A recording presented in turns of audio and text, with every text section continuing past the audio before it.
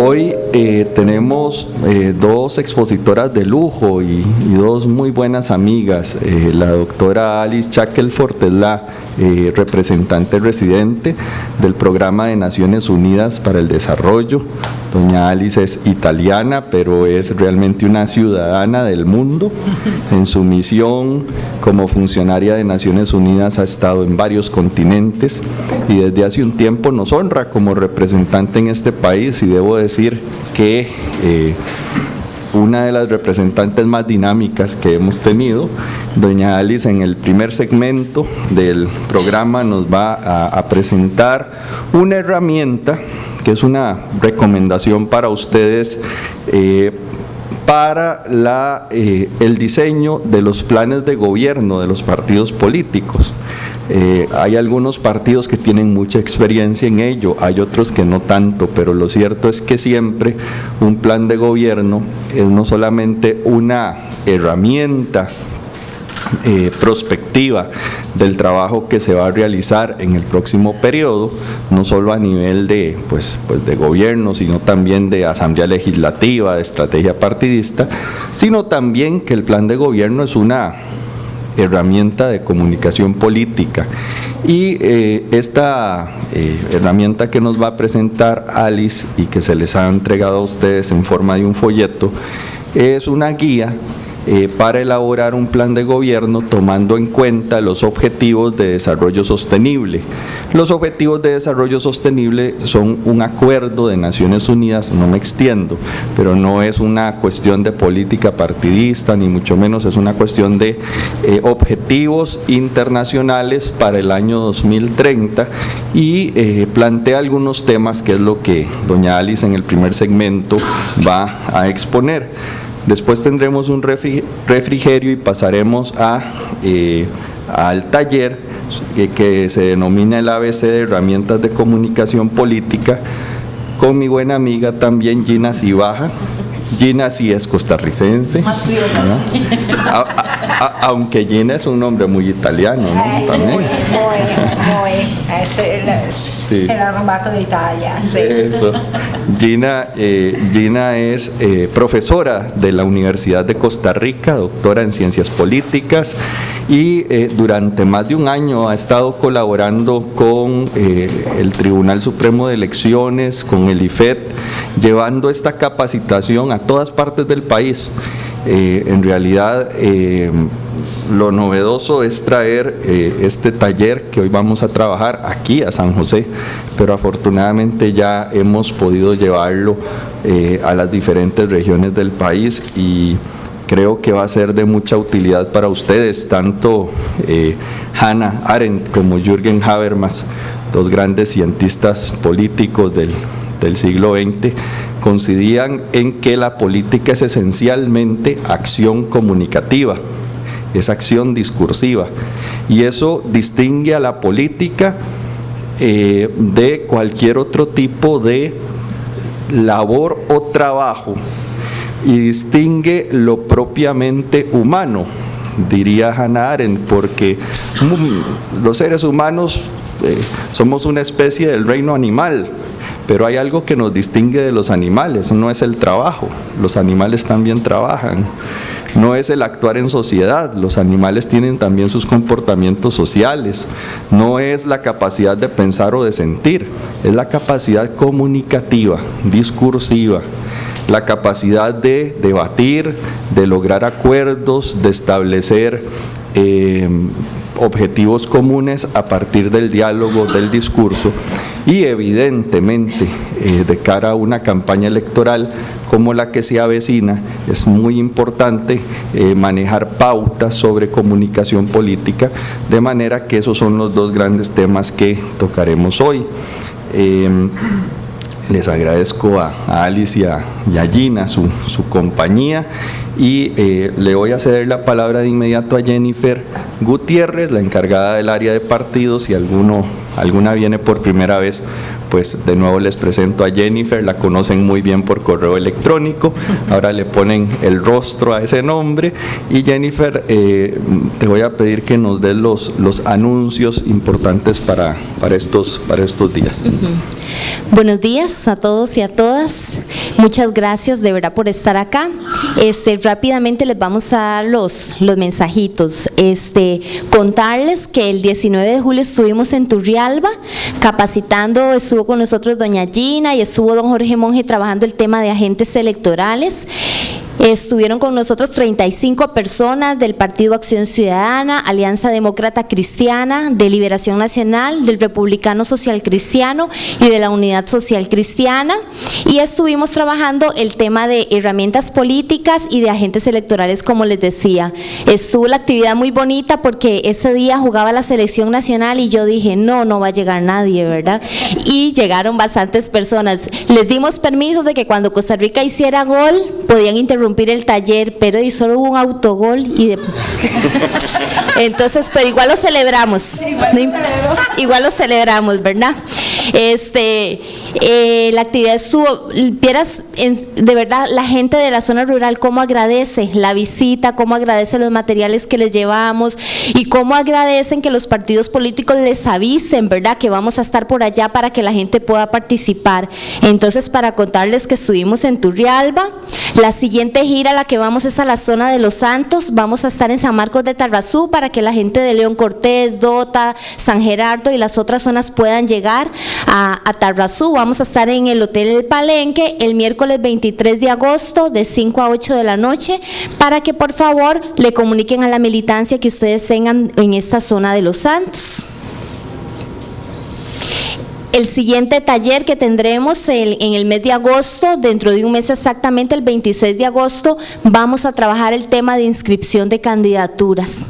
Este tema, ya doña Marta Castillo va a explicar requisitos, la aplicación del tema de la paridad de los encabezamientos, todos los requisitos que tienen que cumplir a la hora que lleguen las nóminas de candidaturas para su debida inscripción. Entonces, probablemente vamos a hacer una diferenciación, vamos a hacer un taller para partidos nacionales y otro para partidos provinciales, o un taller para los partidos que va a ser la primera vez que inscriban sus candidaturas y otro con, ¿verdad?, porque son niveles diferentes de manejo del sistema, pero yo les voy a estar comunicando con el debido tiempo cuál va a ser la metodología y los horarios de trabajo, porque en este momento lo estamos definiendo todavía, pero vean que ya nos estamos acercando, ya empezamos con el tema de inscripción de candidaturas. El miércoles 13 de septiembre vamos a llevar a cabo videoconferencia para que la gente de zonas rurales también conozca sobre el tema de inscripción de candidaturas. Entonces recuerden que estas videoconferencias las llevamos a cabo con los centros universitarios de la UNED, que son más de 13 centros universitarios en todo el país. Entonces les voy a estar enviando el comunicado para que por favor también le avisen a la militancia de las zonas rurales que doña Marta Castillo va a estar trabajando el miércoles 13 de septiembre el tema de inscripción de candidaturas. Está a disposición en el sitio YouTube, en el canal de YouTube del Tribunal Supremo de Elecciones, la cápsula número 3 informativa para que puedan hacer uso de esta. Es sobre las funciones y la naturaleza de los fiscales. Recuerden que está el taller que se dio el mes pasado sobre justicia electoral y fiscalías, pero esta cápsula es como un mensaje concreto, ¿verdad?, un mensaje resumido que ustedes pueden compartir con el resto de la militancia sobre cuál es la naturaleza y las funciones de los fiscales, tanto los fiscales que van a trabajar el día de las elecciones como los fiscales que van a trabajar en el proceso de escrutinio. Entonces, el link ya se los envié a sus correos y esta semana, cuando les enviemos el lunes el material de hoy, volvemos a juntar el link para que ustedes lo compartan con el resto de la militancia. Son cápsulas con mensajes cortos y la idea es que transmitan mensajes importantes sobre cada uno de los agentes electorales. Para el jueves 10 de agosto tenemos la presentación de la revista Derecho Electoral, la revista número 24. Va a estar, contamos con la participación de la doctora Anabel León Feoli, ex magistrada del Tribunal Supremo de Elecciones y de la Sala Primera de la Corte Suprema de Justicia. La actividad va a ser a las 6 de la tarde acá en el Salón Multiuso, entonces cordialmente les invitamos para que participen. Esta es una actividad organizada por el área académica del IFED y el Centro de Documentación del IFED junto con el Tribunal Supremo de Elecciones. La revista Derecho Electoral es un material importante para que ustedes puedan ir fortaleciendo toda su práctica política. Los artículos que en ella vienen reflejan muchísimos temas importantes sobre la cultura política en nuestro país y en otros países de América Latina, así que les invito. Igualmente yo les voy a enviar el link de la revista para que las personas que no puedan venir puedan tener acceso a los artículos que se publican en ella. Esta semana les envié el reglamento para la fiscalización de procesos selectivos y consultivos. Fue el reglamento ya que se aprobó y que se va a aplicar para el proceso electoral del 2018. Es importante que saquemos el ratito para leer el reglamento. Ahí viene la naturaleza, las responsabilidades y las prohibiciones que tienen los y las fiscales durante el proceso electoral. Entonces es importante, ¿verdad? Porque pues el taller pasado abordó este tema, pero es importante leer la normativa y cualquier duda o consulta que ustedes tengan, ya saben que la pueden tramitar y a través de nosotros, y nosotros le haremos llegar a la encargada del programa electoral, que es la licenciada Gretel. Entonces, para que la tengan, si a alguno no le llegó o no la puede bajar, me escribe y yo con mucho gusto se las vuelvo a enviar. Y también, por favor, que compartan el material con el resto de la militancia. Ese es un reglamento muy importante que todos y todas las personas que vamos a participar de una u otra forma en el proceso electoral 2018 tenemos que conocer muy bien. Y recordarles que los viernes a las 8 de la mañana estamos en el programa Conéctese en el 96.7 FM Radio Universidad, hablando de todo de elementos importantes para este proceso electoral 2018. Entonces, para que no se les olvide, todos los viernes de 8 a 9 de la mañana Radio Universidad. Eso sería básicamente. Muchas gracias. Gracias, Jennifer. Bueno, vamos a ceder ahora la palabra a la doctora Alice Shackelford para que nos presente la guía de orientación para organizaciones políticas y ciudadanas, y después de la presentación de Alice vamos a cederle vamos a cederles un espacio para preguntas y comentarios. Bueno, muchísimas gracias a Hugo Picado, un placer conocer también a Gina y gracias a Jennifer. Un buen día a todos y todas. Yo pienso que, bueno, un placer por mí de estar aquí con ustedes. Yo pienso que al final somos todos colegas y colegas, porque en una manera u otra estamos trabajando para mejorar el mundo o el país donde vivimos. Si uno participa y quiere involucrarse en un partido político, yo pienso siempre porque quiere hacer algunos cambios, tiene que llevar un mensaje, una contribución también al país. Entonces, esto es parte también de mi trabajo como Naciones Unidas. Yo soy también la coordinadora residente de todo el sistema de las Naciones Unidas aquí en el país, y es un compromiso que tengo también a nivel personal, verdaderamente, de trabajar alrededor de temas de desarrollo sostenible. Entonces, estoy aquí con mi colega Julieta Ruiz también, que nos está apoyando en el trabajo. Tenemos una excelente colaboración con el Tribunal Supremo de Elección y verdaderamente aprovechamos de este espacio para compartir con ustedes algunos puntos que pensamos son muy importantes para los partidos políticos, la militancia de los partidos donde ustedes están trabajando. Ustedes no sé si han escuchado hablar, si han escuchado de la Agenda 2030, el Objetivo de Desarrollo Sostenible. Bueno, eso se adoptaron prácticamente casi hace 2 años en Nueva York, en la Asamblea General de las Naciones Unidas. Se adoptaron en todos los países del mundo, los 193 países del mundo adoptaron esta agenda. Entonces, esta es una agenda que ahora se aplica, que prácticamente a todos los países del mundo. No hay país que no ha firmado esta agenda, ¿no? la votación en la asamblea estuvo unánime, entonces todos los países aprobaron esta agenda.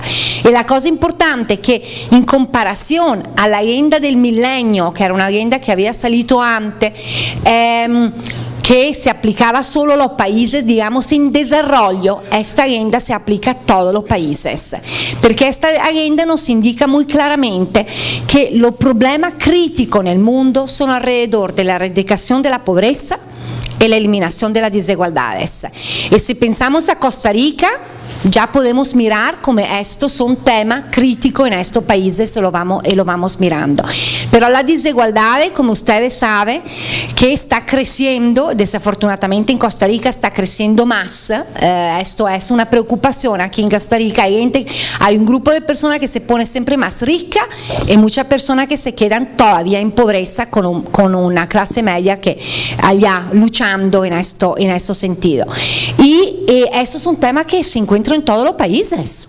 El tema de la desigualdad, pensamos a los países que pensamos más ricos del mundo, lo que no, en Europa o en Estados Unidos, la desigualdad es un tema muy, muy fuerte, muy crítico allá también, ¿no? Entonces, entonces el compromiso es que verdaderamente nos enfocamos a erradicar la pobreza, eliminar las desigualdades, el otro tema que vamos a ver, podemos verdaderamente lograr un desarrollo sostenible para todos y todas, ¿no? La Agenda de Desarrollo Sostenible, que se llama también Agenda 2030 porque se aprobó desde el final del 2015 al 2030. Entonces el compromiso es lograr estos objetivos que vamos a ver entre el 2030. Entonces tenemos ahora menos que 15 años, ahora ya tenemos 13 años porque 2 años ya se fueron prácticamente. Y esta agenda nace de una otra agenda que puede ser que algunos de ustedes han escuchado, que es la agenda del milenio, que se adoptó en el 2000 hasta el 2015, que había 8 objetivos globales y así que ustedes tienen un entendimiento un poco, esos son los 8 objetivos que estaban en la agenda del milenio hasta el 2015, aquí también principalmente enfocada en los países en desarrollo, pero Costa Rica se comprometió en esta agenda y ustedes ven donde está rojo son las áreas que Costa Rica no ha logrado, por ejemplo, erradicación de la pobreza. De la pobreza por ingreso. Ustedes saben que esto es un tema verdaderamente crítico en el país, pobreza estancante desde 20 años. Hay algunos señales ahora de alguna mejoría, pero todavía la realidad es que esta pobreza estuvo estancante en 20 años. Y también en temas, por ejemplo, alrededor de agua y saneamiento, la agua negra, ustedes saben que es un tema muy grande en Costa Rica, pero también alrededor, por ejemplo, de temas como VIH y SIDA. Hace poco tiempo salió una encuesta, estaba también un artículo hace algunas semanas muy interesante, que prácticamente indica que 90% de los costarricenses no saben identificar qué significa VIH y qué es el VIH, el virus de inmunodeficiencia humana. 90% de los costarricenses, el 70% de los costarricenses no sabe que el VIH se transmite a través del lácteo materno. Entonces ustedes ven que son temas que afectan también verdaderamente, entonces estas son áreas donde por ejemplo Costa Rica no ha logrado. Pero bueno, vamos adelante entonces al objetivo de desarrollo sostenible, son 17. Cada de estos objetivos tiene indicadores y metas. Tiene 169 metas, 231 indicadores a nivel global. Son muchos, claramente. Pero también usted entiende que es una agenda muy definida, muy específica, muy enfocada en ese sentido. Y aquí ustedes ven, son 17 objetivos, son todos importantes. No podemos decir que uno es más importante del otro, porque son todos interrelacionados. Si yo miro, por ejemplo, a la acción per il clima, cambio climático, el 13, ¿no? Yo no puedo mirar a la acción por el clima, sin mirar a ciudades sostenibles, ¿no? Lo 11, o igualdad de género, asegurar que mujeres son parte, también tengan parte en la toma de decisión. Ustedes lo saben también en los partidos políticos, como se estaba hablando de la igualdad, ¿no? Al interno también de los partidos políticos, y todo es conectado, ¿no? No puedo mirar también a trabajo decente, crecimiento económico, sin pensar a cómo también voy a manejar el cambio climático e integrar a esta respuesta. Entonces todo es conectado. Erradicación de la pobreza no se puede lograr sin una mejor educación de calidad, sin una mejor salud y sin también trabajo decente, ¿no? Entonces es una agenda muy articulada, y el 17 muy importante, porque el objetivo 17 nos habla de alianzas y nos dice claramente que primero, esta no es una agenda solo del gobierno, esta no es solo una agenda de la administración específica que hay ahora, esta es una agenda de país y tiene que ayudarnos a pensar a largo plazo para el desarrollo del país. Y lo tenemos que trabajar todos y todas conjuntamente, sector privado, sociedad civil, organizaciones basadas en la fe, academia, Tribunal Supremo de Elecciones, Poder Judicial, ¿no? Los tres poderes del país y otro. Entonces, la alianza es muy importante, y también esta visión más a largo plazo. Como ustedes saben, ninguna administración puede resolver el problema de erradicación de la pobreza y crecimiento económico en 4 años. Yo todavía no he encontrado a alguien que lo puede hacer así rápido, ¿no? Entonces se tiene que tener esta visión a largo plazo. Entonces este es un llamado también por los planes de gobierno que ustedes están trabajando, que verdaderamente de pensar más a largo plazo de los 4 años específicos de la administración, porque para lograr algunos de los temas críticos en este país y para cerrar las brechas que hay en el país, es necesaria esta visión a largo plazo que la Agenda 2030 el Objetivo de Desarrollo Sostenible nos dona en este sentido.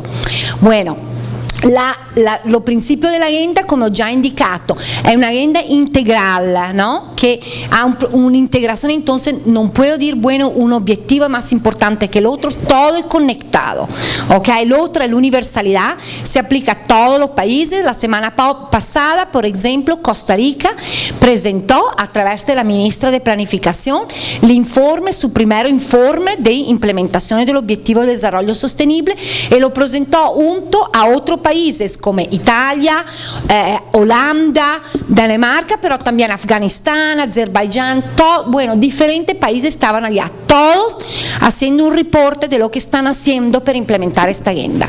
Entonces todos los países tienen que implementar esta y tienen que demostrar que están cumpliendo con la meta y los indicadores específicos. Y el lema muy importante que ustedes ven también muy fuerte en el documento que estamos compartiendo es no dejar a nadie atrás. ¿Qué significa esto? ¿Y qué significa esto principalmente en Costa Rica? Entonces, ¿quién que piensan que estamos dejando atrás en el modelo de desarrollo, en el desarrollo aquí en Costa Rica? ¿Qué piensan? ¿Quién que estamos dejando atrás? ¿Cuáles son los grupos más excluidos en este país? Las personas con discapacidades, exactamente, uno. Población indígenas, mujeres, excelente punto. Siempre recordarnos que las mujeres en este país todavía ganan 27% menos de los hombres, que es más alto del promedio global. También mujeres, principalmente trabajando en informalidad, entonces no contribuyendo al impuesto, no contribuyendo a la caja, no participar en marginar. Si todas estas mujeres participaran en manera formal, ¿qué contribución al desarrollo económico del país? ¿No? Por ejemplo, exacto. Otros grupos, otras personas que llegan a la mente que estamos dejando atrás aquí en Costa Rica. La niña es afrodescendiente, exactamente, esto es otra comunidad. Entonces ustedes ven que entonces el enfoque de la agenda es decir, podemos todos desarrollar, los países se pueden desarrollar económicamente, socialmente, pero tenemos que asegurar que no estamos dejando a nadie atrás, porque en el momento que dejamos a nadie atrás, allá también los impactos son muy grandes, lo estamos ya mirando en el modelo aquí de Costa Rica. Entonces es una agenda muy integral. Habla de la persona, al centro de la agenda de desarrollo están la persona, las mujeres, los hombres, las niñas, los niños con todas sus diversidades, ¿no? Porque allá todos también llevamos mucha diversidad, el planeta, la alianza, la paz, porque eso también es un mensaje de paz, pero un modelo de desarrollo más inclusivo y prosperidad.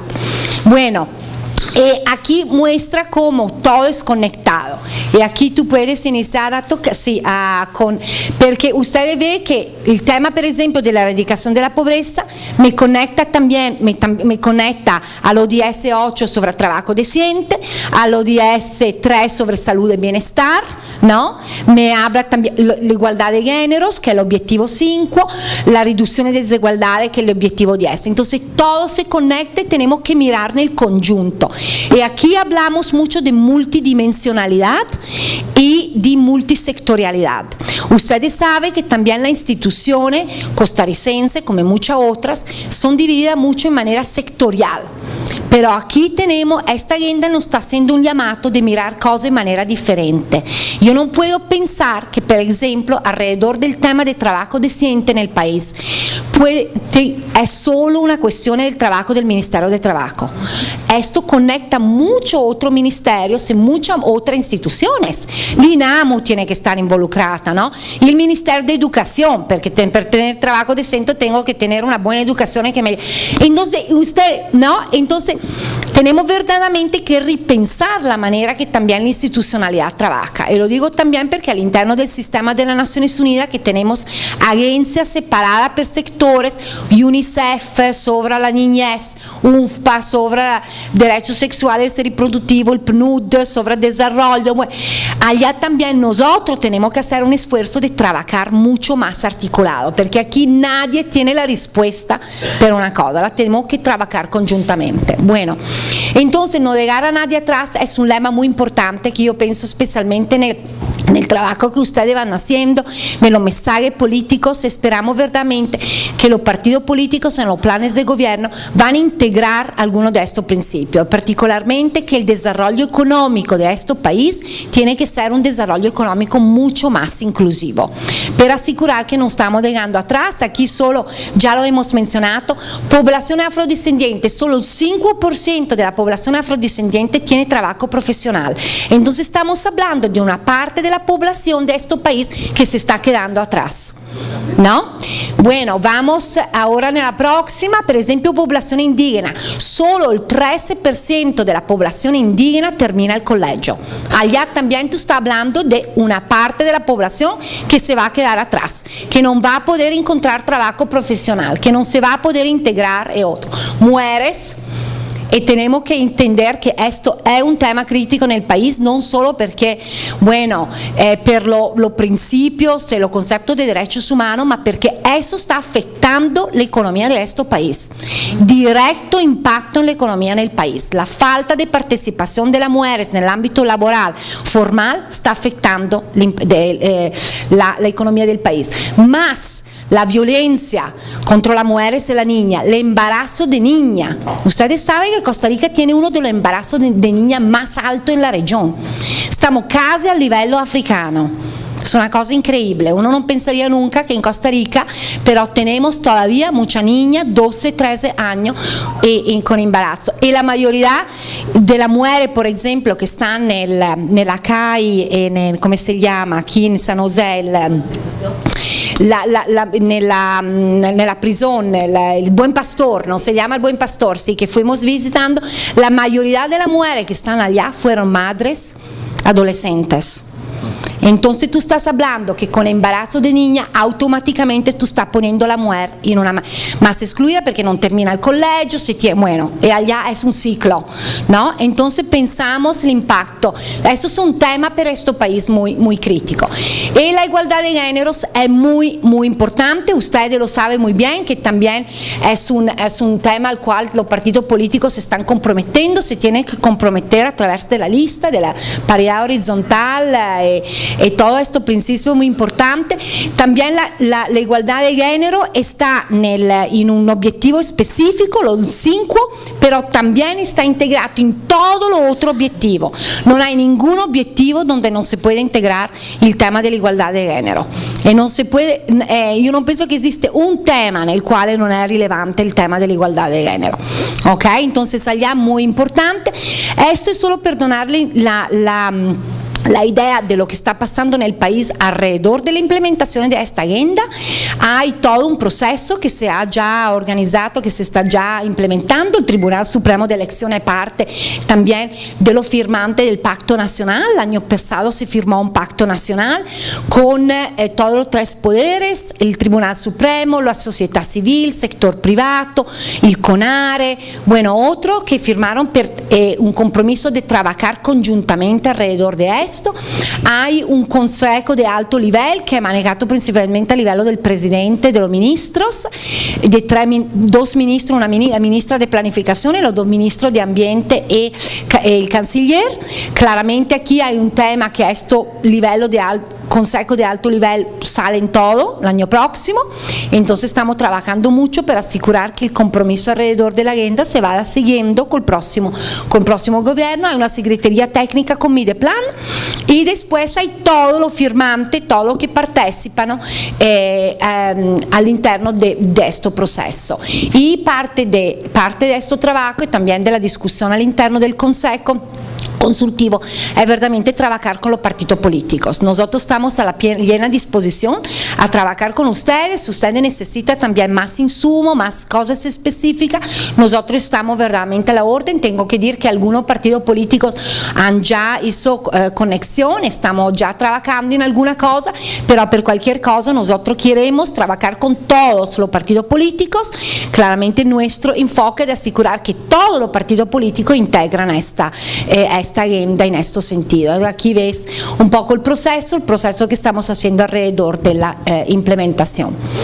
Entonces, muy sencillamente, de manera muy rápida, ¿qué pueden hacer entonces la organización del partido político? Ya ustedes lo tienen también en la guía. Hay una parte específica al inicio que ahora voy a mostrar, que es esta parte prácticamente solo sobre los pasos a la hoja 8 y 9, que prácticamente está aquí. Conocer la agenda, ver cómo identificar cómo la agenda es relevante en el país donde ustedes están trabajando, en Costa Rica, identificar cuáles son las estrategias, los puntos claramente, las prioridades para ustedes y cómo eso se alinean con el objetivo de desarrollo sostenible.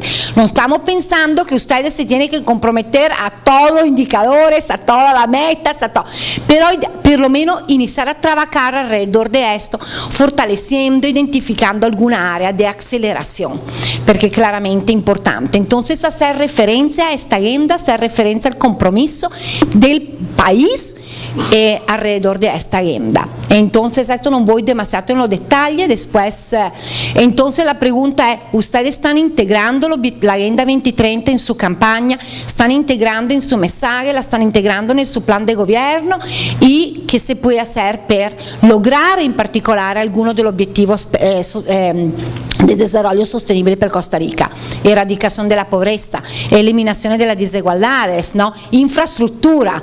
Ustedes saben que es un tema muy, muy grande aquí, cómo verdaderamente trabajar en una visión de infraestructura a largo plazo, porque aquí tampoco se puede pensar en un trabajo aquí, en una obra aquí, se tiene que pensar a largo plazo cuál es la visión de la infraestructura del país, ¿no? Con todas las dificultades que hay.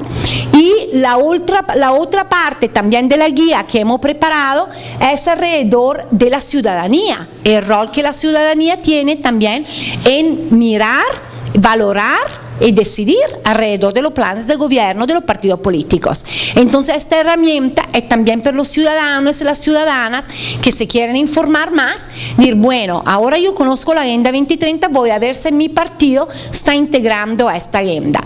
Entonces, aquí también conocer la agenda, analizar cómo los partidos están abordando este tema, incidencia con los partidos políticos para integrar más a esta agenda y a estos temas y trabajar en la estrategia y monitorar. También la rendición de cuentas es muy importante. La ciudadanía tiene un rol muy importante en el monitorar también si los partidos están integrando o no están integrando esto y pueden hacer incidencia en este sentido.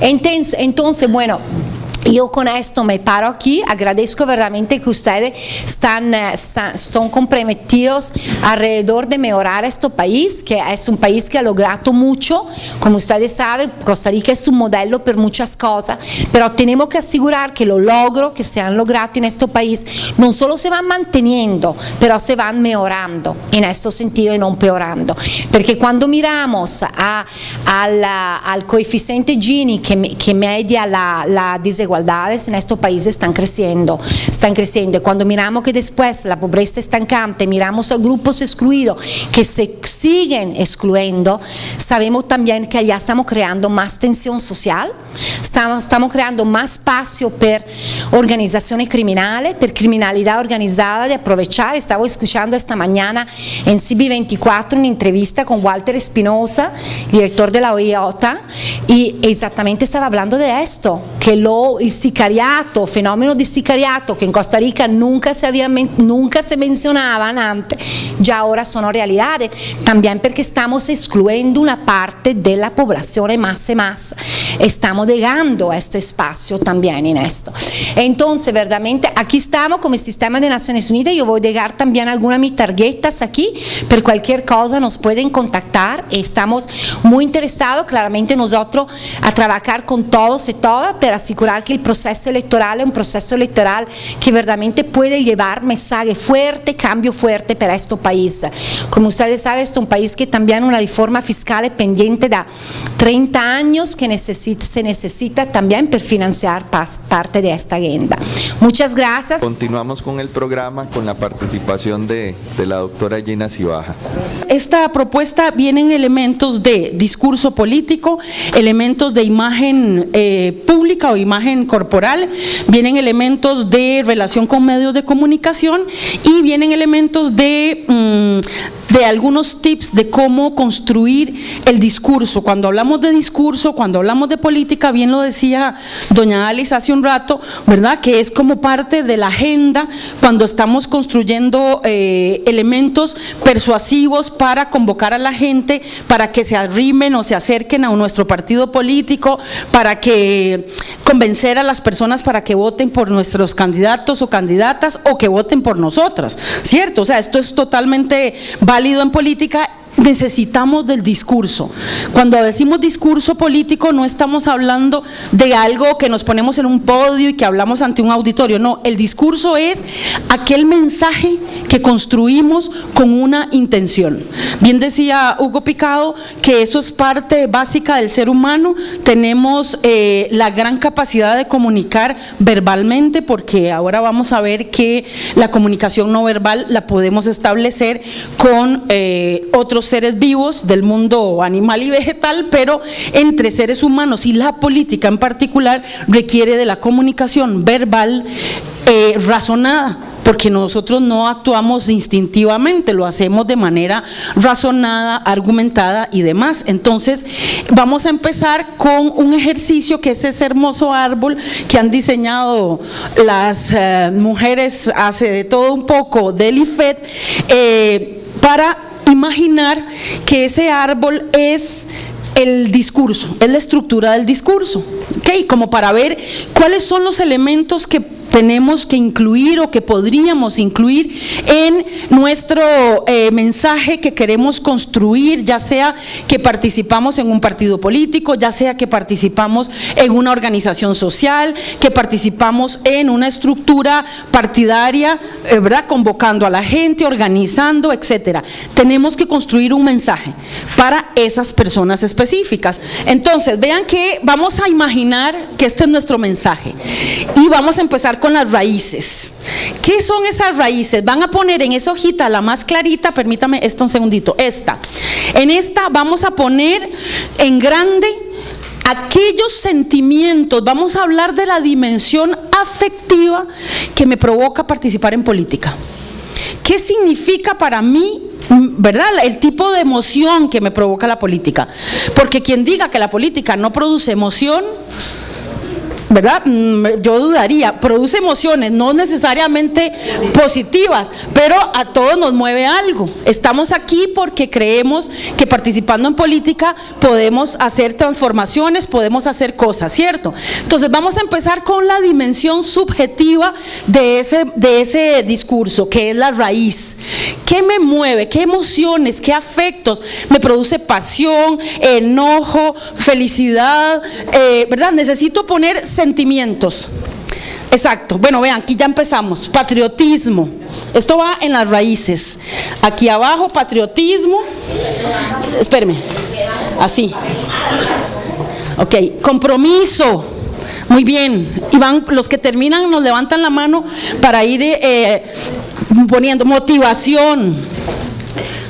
¿Qué más nos provoca la política? Emociones. Servicio. Muy bien. Vean que tenemos también vocación de servicio. Servicio. No se vale copiar. Humanidad, arraigo, por supuesto, somos seres altamente sociables.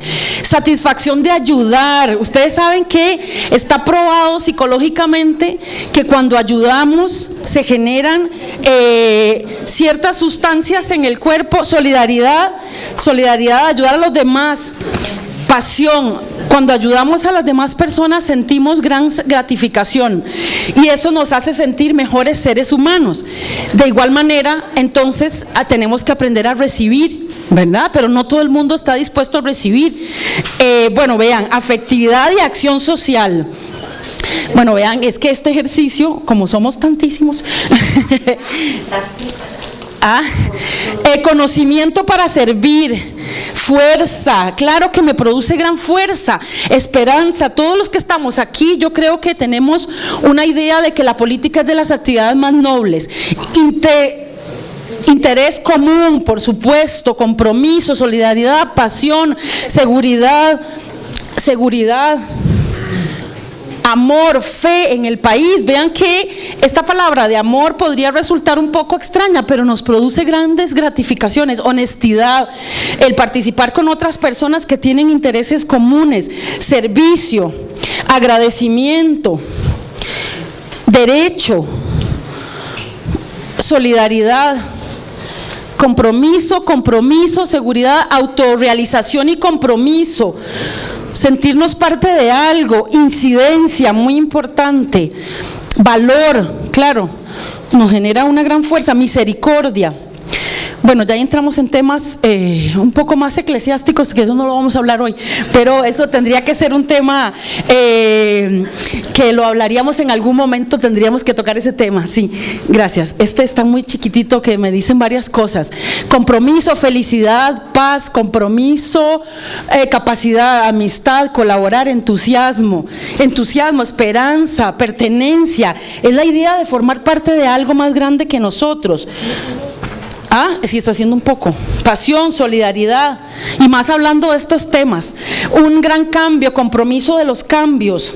Claro, el poder transformador que tiene la política es muy importante. Preocupación también. Bueno, estas raíces están ayudar. Proyección al futuro, entusiasmo, servicio, esperanza. Aquí hay más. Esperanza. Sí, todo es muy positivo. Por eso es que ahora vamos a hablar de una cosa importante. Emoción, claro. Entrega, socialización afectiva, compromiso. ¿Listos? Bueno, digamos que esto, vean el montón de emociones, y aquí podríamos seguir toda la mañana hablando de estas emociones, ¿cierto? Eso podríamos decir que es la dimensión subjetiva de ese mensaje. ¿Okay? Cuando vamos a hablar con la gente, cuando estamos, muchas gracias, satisfacción, libertad, orgullo, de fervor patrio, alegría democrática, emoción de un sufragio, seguridad, fe, libertad, derechos. Bueno, ya mejor hubiéramos puesto solo ese y ya resume todos los demás. Perfecto.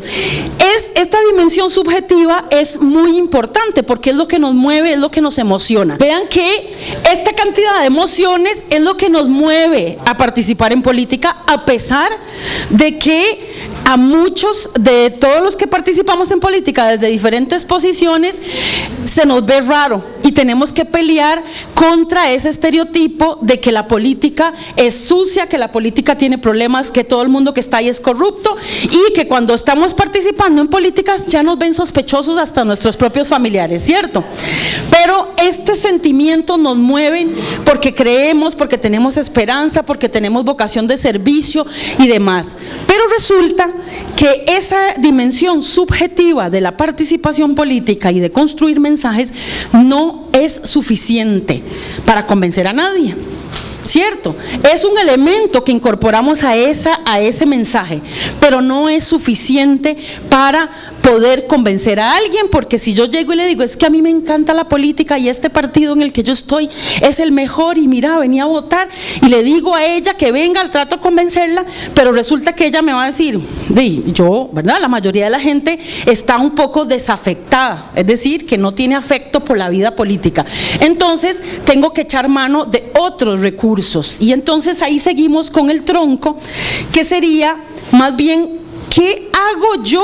¿O qué hace? Para eso agarramos la otra hojita que es la anaranjada y ahí vamos a poner el aporte que yo hago. ¿Usted no tiene? ¿Sí tiene? Ah, bueno, usted no quiere. Es que yo vi que escribieron preguntas para doña Alice en esas hojitas y dije, ya ahora vamos a tener un problema. En la anaranjada vamos a poner lo que aportamos al partido político, porque vean que a veces se nos hace creer que la contribución a los partidos políticos es dinero. Y en realidad no es cierto. O sea, no solo el dinero es un recurso de poder. ¿Qué aportan ustedes a la vida política de sus partidos o a la vida política nacional? Participando en los partidos, ¿qué aportan? Hay un recursos de poder, recursos simbólicos como ¿qué? El tiempo, ideas, exactamente, trabajo, aporto expectativas, discusión, dedicación, eso es un aporte importante, dedicación 100%, ideas, vean los compromisos, capacidad, entusiasmo, muy importante,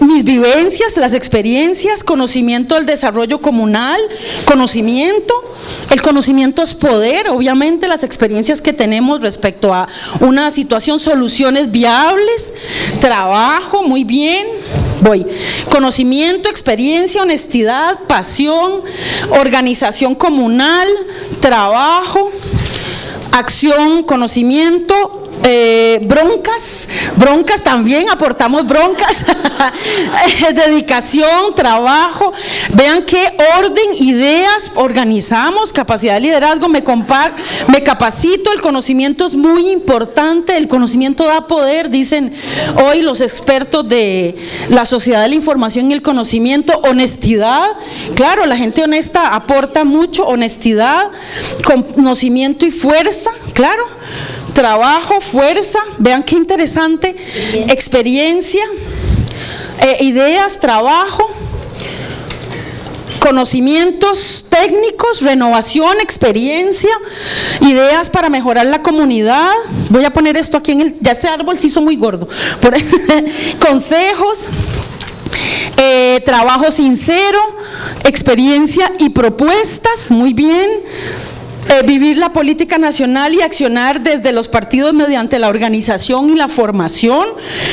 Por supuesto, parte de lo que nosotros hacemos desde la universidad es aportar conocimiento, aportar trabajo, sacar las aulas de la universidad, estrategia, por supuesto, que es parte de nuestra contribución, acción ciudadana con trabajo e involucramiento en las diferentes organizaciones de la comunidad. Esto se llama estrategia. Vean que ya ahí pasaron un pequeño mensaje subliminal del partido, pensamiento, información, trabajo, por supuesto, que a veces identidad, claro, que aporto crítica, eso es muy importante en los partidos, trabajo, ideas.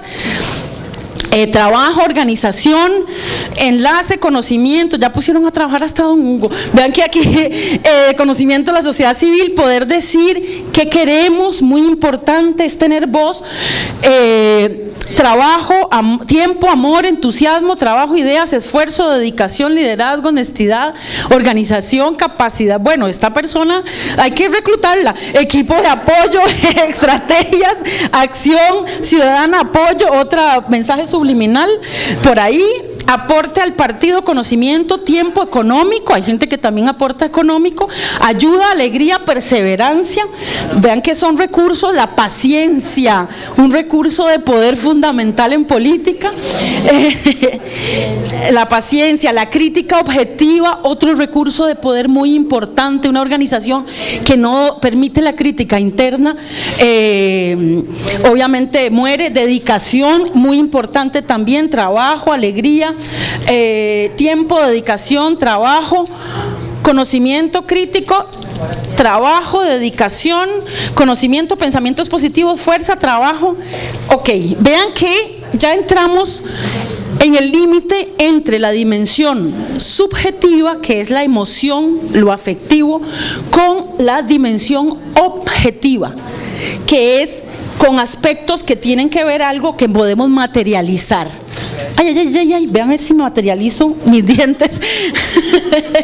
Vean que esta parte del tronco la tomamos como una parte de transición en esos mensajes, porque entonces yo puedo asociar mi pasión, mi emoción, mi vocación de servicio con el tiempo, la dedicación y una nueva forma de hacer política, por ejemplo, con paciencia, con dedicación, con trabajo, con tiempo. Vean que ya el tiempo es algo más objetivo porque yo lo puedo contabilizar, ¿verdad?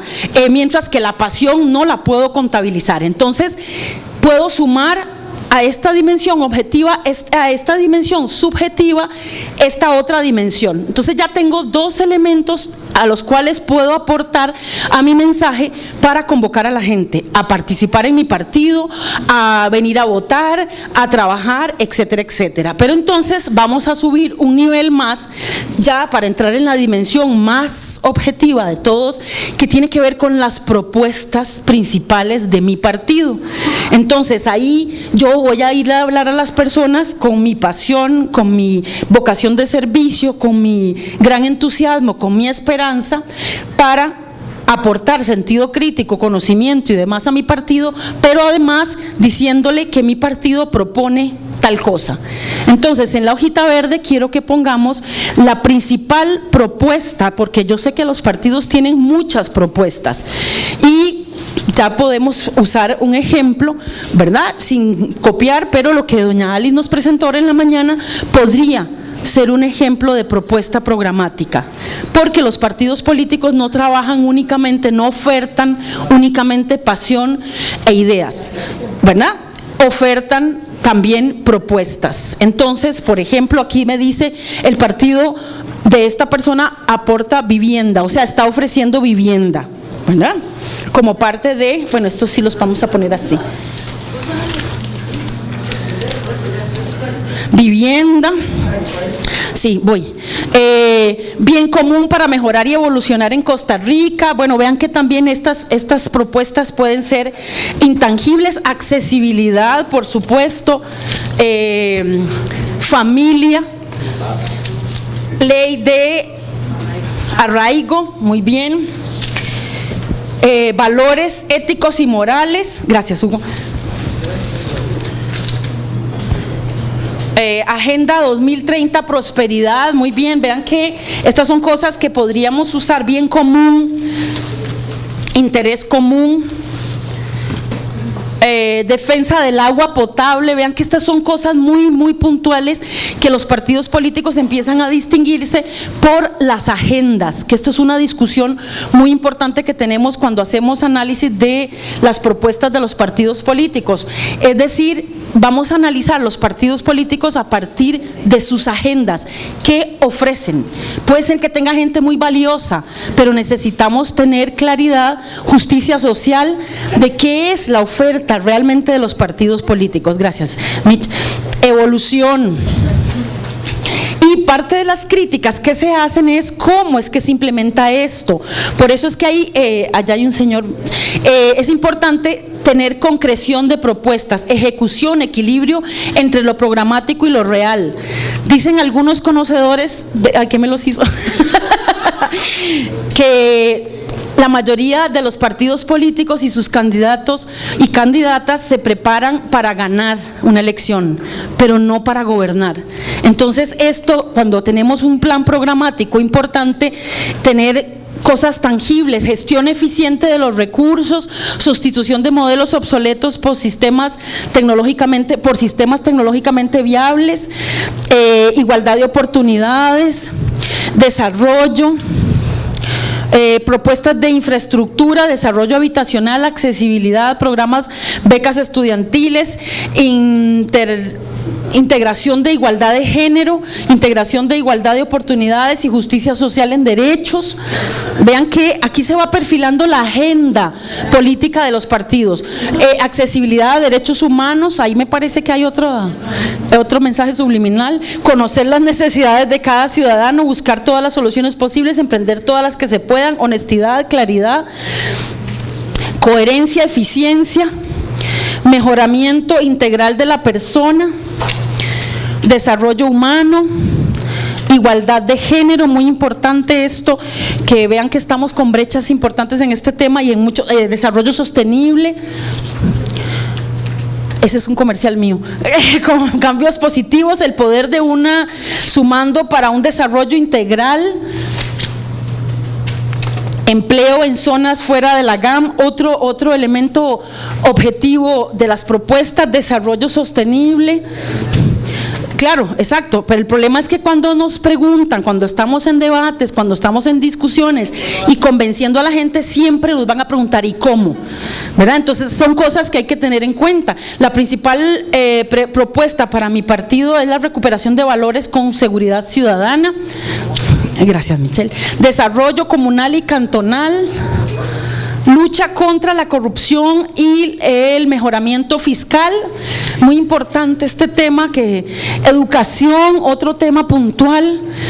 Fortalecer las organizaciones comunales del país, lo que hablaba doña Alice hace un rato de alianzas estratégicas, trabajo honesto y reforma real del Estado eficaz, eficiente, ético y honrado. Vean este árbol qué frondoso, ahorita sale otra manzana por ahí.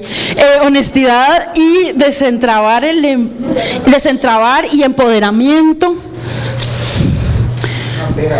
¿Cómo? No, ¿cómo le va a pedir peras al olmo? Dicen, experiencia comprobada para saber gobernar y no improvisar, en cambio que nunca llegó. Otro comercial. Vivienda para todos tiene que ser un derecho constitucional. Nueva generación, otro comercial de políticas con juventud, experiencia y honestidad. Mejorar el medio ambiente, muy importante. Conservación de recursos naturales. Vivienda para todos. Trabajo. Vean que estas son propuestas que llamamos agenda programática u oferta electoral de los partidos. Eficiencia en la gestión pública y ética en la misma, innovación y nuevas ideas, repartición justa de la riqueza, protección de los derechos humanos. Vean que nadie ha puesto combate a la pobreza. Y vea que es interesante lo que dijo ahora doña Alice, que el combate a la pobreza. Es que en la exposición anterior hablaban de que tenemos 20 años de estar en un estancamiento, que hemos experimentado un poquito de mejoría, pero eso es un tema, ¿verdad? Diálogo, consenso, igualdad de género, bienestar, acciones para el clima, seguridad laboral, cumplimiento, empoderamiento, país, desarrollo socioeconómico, sostenibilidad y aquí viene un resumen: igualdad de género, Agenda 2030, protección a la niñez, inversión extranjera directa, empleo, solidaridad a MIPYMES, que es medianas y pequeñas empresas, y organizaciones sociales, empoderamiento económico para la mujer. Muy importante, lo voy a poner aquí. Vean que esto es un pequeño ejercicio que uno podría trabajar con los grupos con los que está participando. Ya tenemos aquí 3 dimensiones: la subjetiva, la intermedia, que es lo que aporto, y la más objetiva, que podrían servirnos de base para construir discursos, para convencer. Ya sabemos que los discursos en periodo electoral son básicamente persuasivos, más que convencer a la gente, buscamos persuadirla de que nuestro candidato, que nuestra candidata, que nuestro partido es la mejor opción para gobernar. Entonces tenemos que echar mano a esto. Hay que decir una cosa, y con esto cierro para pasar a la presentación, que vivimos en una sociedad que cada vez más tiene una conciencia democrática distinta. Por estas cosas, en muchas partes del mundo todavía hoy se persigue y se mata a la gente. La capacidad de poder decir que yo hago esto, de poder participar de manera libre en esto, en otros países se ha perseguido, se ha matado, se ha desaparecido gente y sigue pasando lo mismo. Entonces, es una cosa que también es importante tener conciencia. Vivimos en un país que cada vez más se construye y se consolida una cultura política democrática, aunque tengamos rasgos de autoritarismo en muchos liderazgos, ¿cierto? Pero la cultura política democrática consolidada que tenemos hace que la ciudadanía, aunque sea la ciudadanía de a pie, ¿verdad?, que gente que tal vez no tiene acceso al conocimiento, que gente de la clase trabajadora, aún esas personas tienen una noción mucho más fina de lo que esperan de la vida política electoral. Entonces, eso es un desafío para todas las personas que participamos en política, tanto los que participan en política electoral desde los partidos políticos, como los que participamos en formación y en apoyo a estas actividades de participación política. ¿Por qué? Porque en realidad la gente no cree en la política, entonces la gente sospecha de la vida política en términos generales. Entonces, nuestro desafío a la hora de construir un mensaje conteniendo estos elementos tiene que ser muy fino.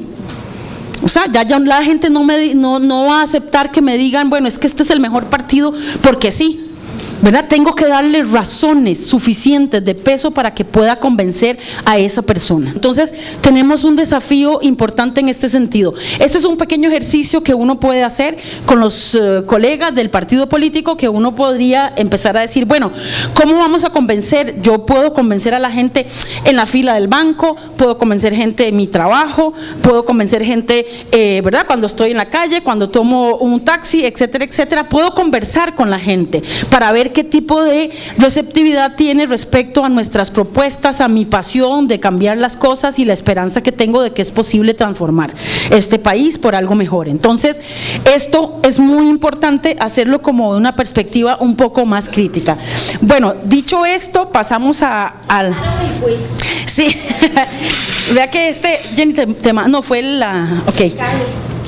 Atrás hay otro ejercicio, pero si nos da tiempo lo hacemos, si no, luego se los cuento rápidamente.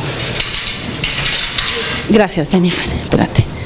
¿Está haciendo un calor terrible o soy yo que estoy muy emocionada? Bueno, entonces, esta presentación, como les dije, es una pequeña mezcla de los 4 módulos que hemos estado trabajando. Ok, empezamos entonces a hablar un poco de qué es la comunicación, y cuando hablamos de comunicación estamos hablando de procesos interpersonales, no necesariamente de la comunicación social que involucra a sociedades masivas. Cuando hablamos de comunicación decimos que es la forma que tenemos los seres vivos para comunicarnos y ponernos en contacto. Hay 2 tipos básicos de comunicación: la comunicación verbal, que es lo que yo estoy haciendo ahora, por ejemplo, y la comunicación no verbal, que también lo estoy haciendo ahora, pero no con el verbo, digámoslo así, sino en mis formas de vestir, mi forma de moverme. Comunicamos no verbal en la forma de organizar el espacio. Sería distinto si estuviéramos en el auditorio y ustedes estarían en una posición diferente, o que yo esté en una posición de jerarquía distinta con ustedes, ¿verdad? Esto nos habla de otro tipo de comunicación no verbal.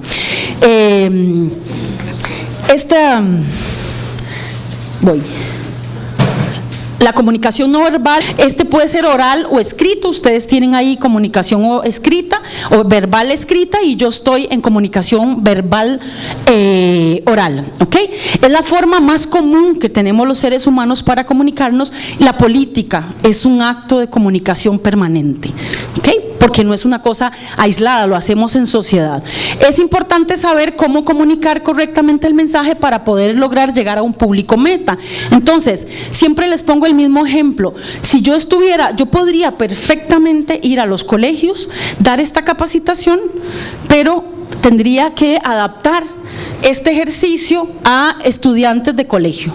Es más, podría hacer esta capacitación igual a estudiantes de escuela, ¿cierto? Pero tendría que adaptar mi lenguaje, mis dinámicas a ese público meta, que serían niñas y niños de una cierta edad. Esto está pensado para personas que participan activamente en partidos políticos, ¿ok? Ese es el público meta de estos materiales, pero uno puede adaptarlos. La comunicación permite esa adaptación con los mismos contenidos, ¿ok? Entonces, así igual adaptamos nuestro discurso, ¿verdad? No vamos a cambiar de partido político ni de agenda para hablarle a un grupo de mujeres jefas de hogar, o si vamos a hablarle a un grupo de empresarios, de pequeños y medianos empresarios. No cambiamos la agenda, lo que hacemos es cambiar nuestro discurso, la forma que ese discurso asume, para persuadir o convencer a estas personas. Esta tecnología a veces no. Cuando hablamos de campañas electorales, vean que cuando participamos en un partido político tenemos algunos elementos que son importantes. Los mensajes de campaña van a ser el principal instrumento. Esos mensajes pueden asumir formas muy variadas, pero son el principal instrumento de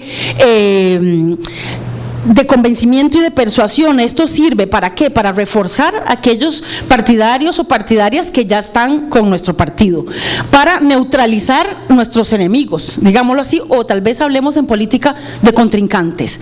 Pero es importante tener claro que la política es por naturaleza una actividad interesada. Entonces siempre vamos a tener el conflicto como principal o materia prima de la política. Entonces no tengamos reparo de decir que los mensajes de campaña sirven muchas veces para neutralizar a nuestros contrincantes, ¿verdad? Dependiendo de cómo elaboren ellos o dependiendo de quién saque el primer mensaje, hay posibilidades de reaccionar. También sirve en los mensajes de campaña para alterar las predisposiciones. Sabemos que hay públicos muy desafectados políticamente, y también que hay ciudadanía desinteresada, pero también indecisa, ¿verdad? Hay gente que participa, que vota, pero que no se decide, y los estudios muestran que cada vez más la gente se decide casi en la urna. Entonces estos mensajes pueden ser que calen, ¿verdad?, a la hora de que alguien llega y vote, ¿verdad?, por un partido político o por otro. Vean que tratamos de decir, votan por una agenda política o por otra agenda, más que por una persona, aunque sabemos que el fenómeno de la personalización de la política es una realidad en este momento, ¿verdad? La gente preña los partidos políticos. Entonces, muchas veces las candidaturas le dan un matiz distinto a una misma agenda política de un partido político, ¿ok? Porque las personas somos los que hacemos la vida política, ¿no? Y también sirve para, alterar las predisposiciones, lo que la gente no quiere ir a votar o la gente que no está decidida todavía. Tiene un enfoque persuasivo.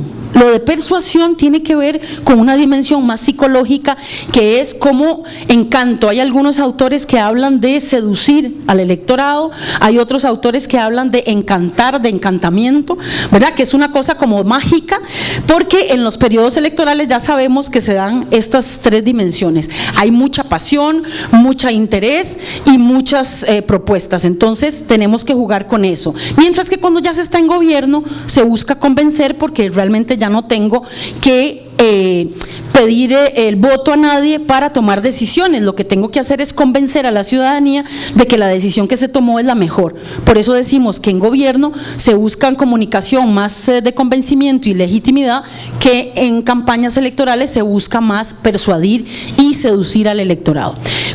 Este mensaje de campaña contiene razones por las cuales el electorado podría votar por nuestro partido o nuestros candidatos o candidatas. Esto es muy importante, saber qué decir dependiendo de la persona, sin tener que cambiar de agenda del partido político, sino cómo construimos ese discurso.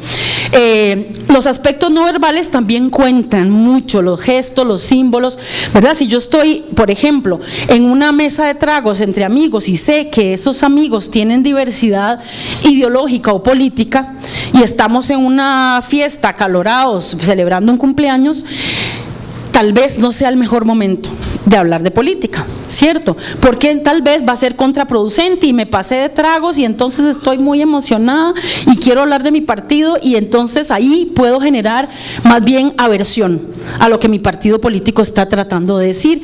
Y en mis gestos y mi actitud, si yo estoy pasada de tragos, tal vez no es una buena idea, porque eso va a decir de no es serio, esto no es serio, ¿verdad?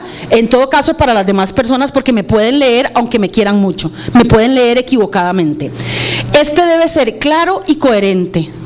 Obviamente, si estamos en una situación determinada, tenemos que tener la claridad suficiente para poder construir un mensaje que le llegue a la gente. ¿Por qué se ríen? ¿Han hablado de política tomando guaro? Bueno, eso para los jóvenes podría resultar una engancha, habría que analizar cada situación en realidad, pero sí el mensaje no verbal cuenta, y ahorita les digo en qué dimensión cuenta. Los eslogans son muy utilizados en política. Esto es un derivado de lo que se conoce como el marketing político, que es que durante mucho tiempo se usó en los medios de comunicación tradicionales para vender a través de la publicidad, ¿cierto? Y entonces se dieron cuenta que esa publicidad permitía de acceder a bienes y servicios, ofertar bienes y servicios, que es lo que se conoce como el mercadeo comercial. Resulta que la política se da cuenta que cuando incursionamos en sociedades masivas, que es el origen del estudio de la comunicación política en realidad, cómo es que se hace ese contacto entre públicos y audiencias de medios de comunicación tradicionales con la ciudadanía, y ya tenían una experiencia que era el uso de la publicidad. Entonces se construye lo que se conoce como el marketing político, que es pasar o traspasar las herramientas de mercadeo comercial a la vida política, sobre todo electoral, que era, digamos, una forma de llegarle a grandes públicos, y por eso es que se inventan los spots publicitarios, que son de las publicidades de las más costosas y que usan los eslogan como una forma de llegar fácilmente a una ciudadanía desafectada, por decirlo de alguna manera. Entonces estos eslogan tienen algunas características que es bueno conocerlas por si se nos ocurre algo que le pueda servir a nuestro partido político a partir de una agenda programática.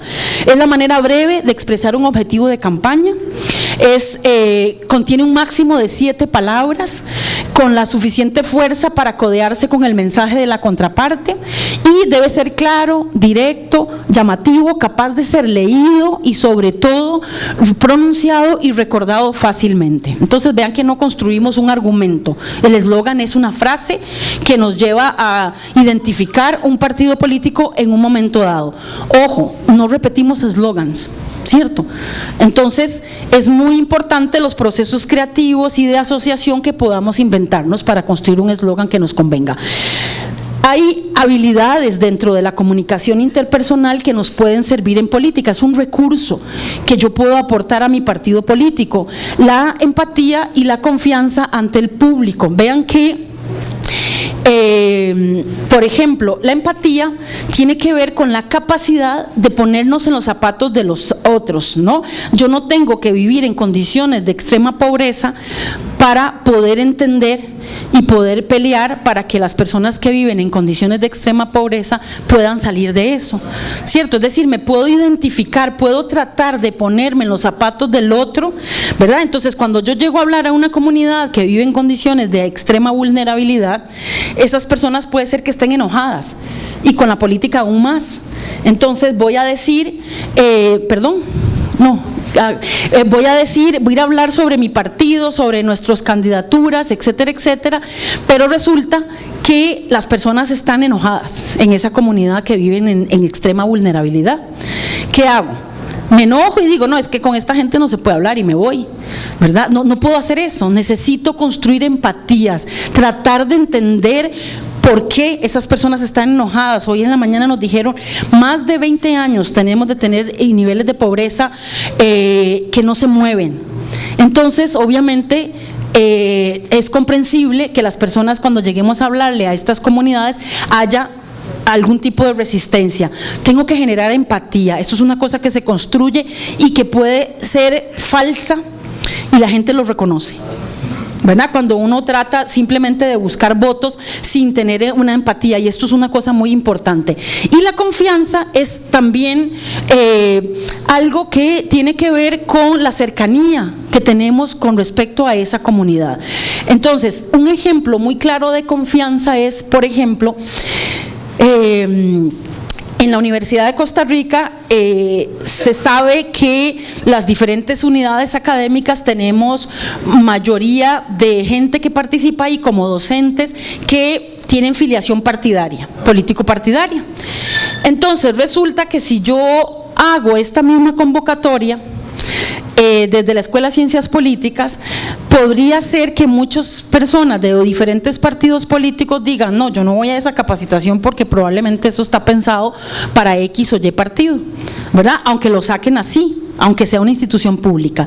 Entonces, parte de la estrategia nuestra fue aliarnos y agradecer, dicho sea de paso, el comercial, al IFET y la gente del Tribunal Supremo de Elecciones, para que ellos sean los que se encarguen. Nosotros preparamos materiales, organizamos dinámicas y demás, ¿verdad? Y compartimos con ustedes, sin importar la afiliación partidaria de cada quien, porque esto es una cosa, un derecho fundamental del acceso al conocimiento, y el IFET se encarga, gracias al prestigio y la confianza que existe en la equidad con que ellos convocan y demás, lo hace el IFET. Entonces, esto es una forma de generar confianza, de que yo no vengo aquí a adoctrinar sobre ningún partido político. Vean que nos cuidamos muchísimo en el uso de colores, de cómo ando yo vestida, para que nadie piense que ¿verdad?, que tengo participación en un partido político y que vengo aquí a adoctrinar en favor de uno u otro. Eso es generar confianza. Entonces, cuando participamos en un partido político es importante llegar a una comunidad con gente que pertenece a la comunidad, con gente que tiene buena reputación dentro de la comunidad, porque si no, genera desconfianza. Dos, la política cara a cara sigue siendo por naturaleza el mecanismo más importante para convencer gente. Tenemos tecnologías, tenemos acceso a internet y demás, pero la comunicación cara a cara, la confianza de las personas es y sigue siendo un recurso de poder muy valioso para los partidos políticos. Por eso es que a veces participamos en un partido político y yo conozco, por ejemplo, tengo conocimiento sobre X cosa, entonces resulta que mi participación en ese partido funciona muy bien para ese partido porque mis redes de conocidos le pueden funcionar bien al partido político. Entonces, digamos, yo le estoy haciendo un aporte importante, pero yo tengo que cuidar ese aporte, o sea, no puedo permitir que nadie use esas redes en favor de cosas que tal vez no son de las cuales uno comulga. Entonces, este proceso de cara a cara lo hacen ustedes. Definitivamente lo hacemos todas las personas que trabajamos en política y que tratamos de convencer a la gente hablándole, generando empatía y confianza. Existen diversas formas de comunicar, como ya lo hemos hablado, y tenemos que buscar la mejor forma de acuerdo a los interlocutores, de acuerdo a nuestro propósito, de acuerdo a el sitio, al público con el que vamos a ir a hablar, ¿ok? Porque esto va a depender de cómo llegue el mensaje. Y aquí es donde entramos en materia un poco más fina, que tiene que ver con la comunicación no verbal. Los estudios demuestran que, ojo, que representa más del 90% de lo que perciben las personas. Entonces, vean que importante es la comunicación no verbal. Siempre que hemos salido de San José o del área metropolitana, les digo, cuando fuimos a Limón o cuando fuimos a San Carlos, que hacía mucho calor, aunque aquí no está muy diferente, ¿verdad? El cambio climático es una realidad. Sí, gracias, Jennifer. Les digo, ¿qué pasaría con estos mismos materiales, el mismo ejercicio, si yo llego en vestido de baño? ¿Se imaginan la escena? Obviamente se pierde el sentido de bueno, de las birras y el ceviche. Imagínense que si diéramos entonces cervezas y ceviche en lugar de un cafecito con tosteles, ¿se imaginan lo que pasaría en el imaginario de cada uno de ustedes? No tendría ningún sentido todo el esfuerzo que implica hacer este tipo de talleres, porque yo no llegué preparada o porque el IFED no hizo su trabajo bien. Siempre lo hacemos acorde, porque todo eso habla. Me acuerdo en una capacitación que habían unos manteles de colores alusivos a un partido político, pero no, como que no, ¿verdad? No fue consciente, fue en el lugar que pusieron esos manteles. Y empezamos a tomar fotos, y cuando subimos las fotos, ¿verdad? ¿Qué están haciendo? Quiten eso. Hicimos un receso, quitamos los manteles del color alusivo, porque eso habla también, ¿verdad? O sea, puede ser que sea una cosa ingenua, pero eso nos dice cosas. Entonces, imagínense lo que significa. Si sabemos que el 90% de los mensajes pasa por lo no verbal, entonces nuestras banderas corporales, nuestro aspecto personal, nuestras formas de relacionarnos con las personas cuentan más que la construcción del discurso que nos vamos a armar para ir a hablar con personas en condiciones de vulnerabilidad, con un grupo de mujeres. Imagínense ir a hablar con un grupo de mujeres y hacemos un chiste machista. Se perdió. Exactamente, o sea, se perdió, y por querer hacer una gracia hacemos un sapo, como dicen. ¿Ah? ¿Cómo? Depende de esa población. Claro, pero digamos que depende también de la coherencia que yo tenga, ¿ya? Porque entonces ahí va a haber gente que dice, entonces sos deshonesta, porque si venís a hablarnos aquí de mejorar condiciones de pobreza de las mujeres jefas de hogar, pero yo sé que la mayoría de las mujeres que están ahí probablemente tengan alguna perspectiva machista, porque hemos sido educadas y educados en una cultura altamente machista, y yo uso un chiste machista para hacerme la graciosa, pierde sentido. Me explico, aunque se rían, aunque todo el mundo se ría. Me explico, sería como dejar de ser coherente yo con lo que vengo a trabajar aquí, con mi discurso. Exactamente. Y puede ser que de un grupo de 50 personas a una persona se dé cuenta de eso, y con que esa persona se dé cuenta de eso, yo ya perdí, ¿verdad? Perdí puntos, perdí credibilidad, perdí confianza. Exacto. Porque usted se quede en un lugar ahí dando esta charla sin moverse y nada más habla en intro. Claro, o que yo esté hablando así. Yo siempre le digo a mis estudiantes, no es un teleprompter. Eso no es un teleprompter lo que usan los presentadores de noticias, que están leyendo lo que le pongan, y por eso a veces dicen tonteras, porque les ponen tonteras, ¿verdad? Y entonces no les da tiempo de procesar. Por eso es diferente ser presentador de noticias a ser periodista, que es el que produce la noticia, ¿no? El movimiento de las manos, los ojos, el contacto visual, todo eso cuenta, ¿verdad? Que si yo estoy solamente hablándole a él y todo el auditorio va así, ¿y qué le pasó? ¿Verdad? La profe se descolocó, ¿no? Entonces, ¿cómo? Me gustó, exactamente. ¿Qué hice esto? Okay. La vestimenta es un elemento de rechazo o de aceptación. Nos pasó en una de las capacitaciones que una muchacha trabajaba en un salón de belleza, y seguramente después de la capacitación, porque era en la noche, iba para alguna festividad, pero venía como con una blusa de espalda pelada, escotada, plateada, y andaba muy maquillada, con las uñas pintadas y todo, la muchacha muy linda. Pero cuando yo empiezo a hablar de esto, empezó como a encogerse y empezó a ponerse una jaquetcita que andaba porque se sintió incómoda. Obviamente no era la vestimenta para el lugar, porque obviamente resaltaba sobre el público, y además ella se sintió incómoda hablando de esto. Obviamente lo que ella dijera iba a llamar más la atención, no por lo que iba a decir, sino por cómo se veía, ¿Ok? Entonces, si yo vengo en vestido de baño, probablemente lo menos que van a escuchar ustedes es lo que estoy diciendo. Probablemente van a empezar a ver que blanca que está, que celulitis, que mire, que verdad, y si va a decir se volvió loca, ¿verdad? O sea, van a decir me equivoqué de lugar. Las posturas también, cuando yo observo a mi contrincante, pero es igual, pasa en una clase, pasa en este auditorio. Si yo empiezo a ver que todo el mundo está en otra cosa, viendo su teléfono, que está así como cansado, bostezando, durmiéndose, yo sé que tengo que cambiar o tengo que hacer algo. Tengo que decir, Jennifer, ya, jugamos otro café porque esto no está funcionando muy bien, ¿verdad? Mis estudiantes, sí, ya, o sea, otro café, pues ya no hay, entonces... Estoy molestando porque los veo a todos muy atentos.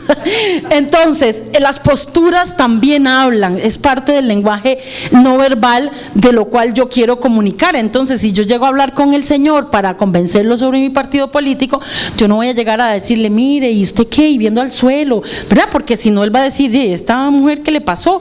¿Verdad? Uno llega con un poco más de receptividad para ser recibido de una cierta manera. Igual, si yo me le acerco al Señor a hablarle de mi partido y Él me cruza los brazos y no quiere hablar conmigo, yo tengo que respetar eso.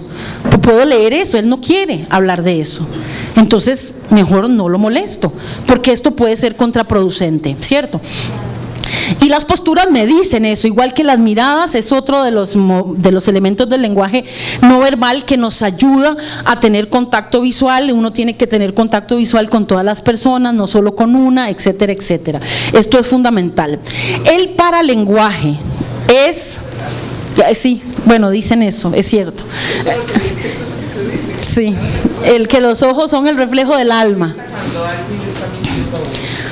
Bueno, que se dan cuenta cuando uno le está mintiendo. Eso me lo dijo un estudiante, no sé si les conté, es que ellos participaron en una de las capacitaciones que hicimos en enero del 2016, por eso los conozco, que una vez haciendo un trabajo de investigación con jóvenes de colegios públicos, hablábamos de política. Estaba trabajando mi tesis doctoral y yo les preguntaba que todos me decían indistintamente que la política es corrupta y que todos los que están ahí metidos eran corruptos. Entonces yo les decía, bueno, ¿cómo saben ustedes que alguien es corrupto? ¿Verdad? ¿Cómo lo identifican? Porque ustedes están haciendo esto de manera pareja todos y realmente tengo curiosidad.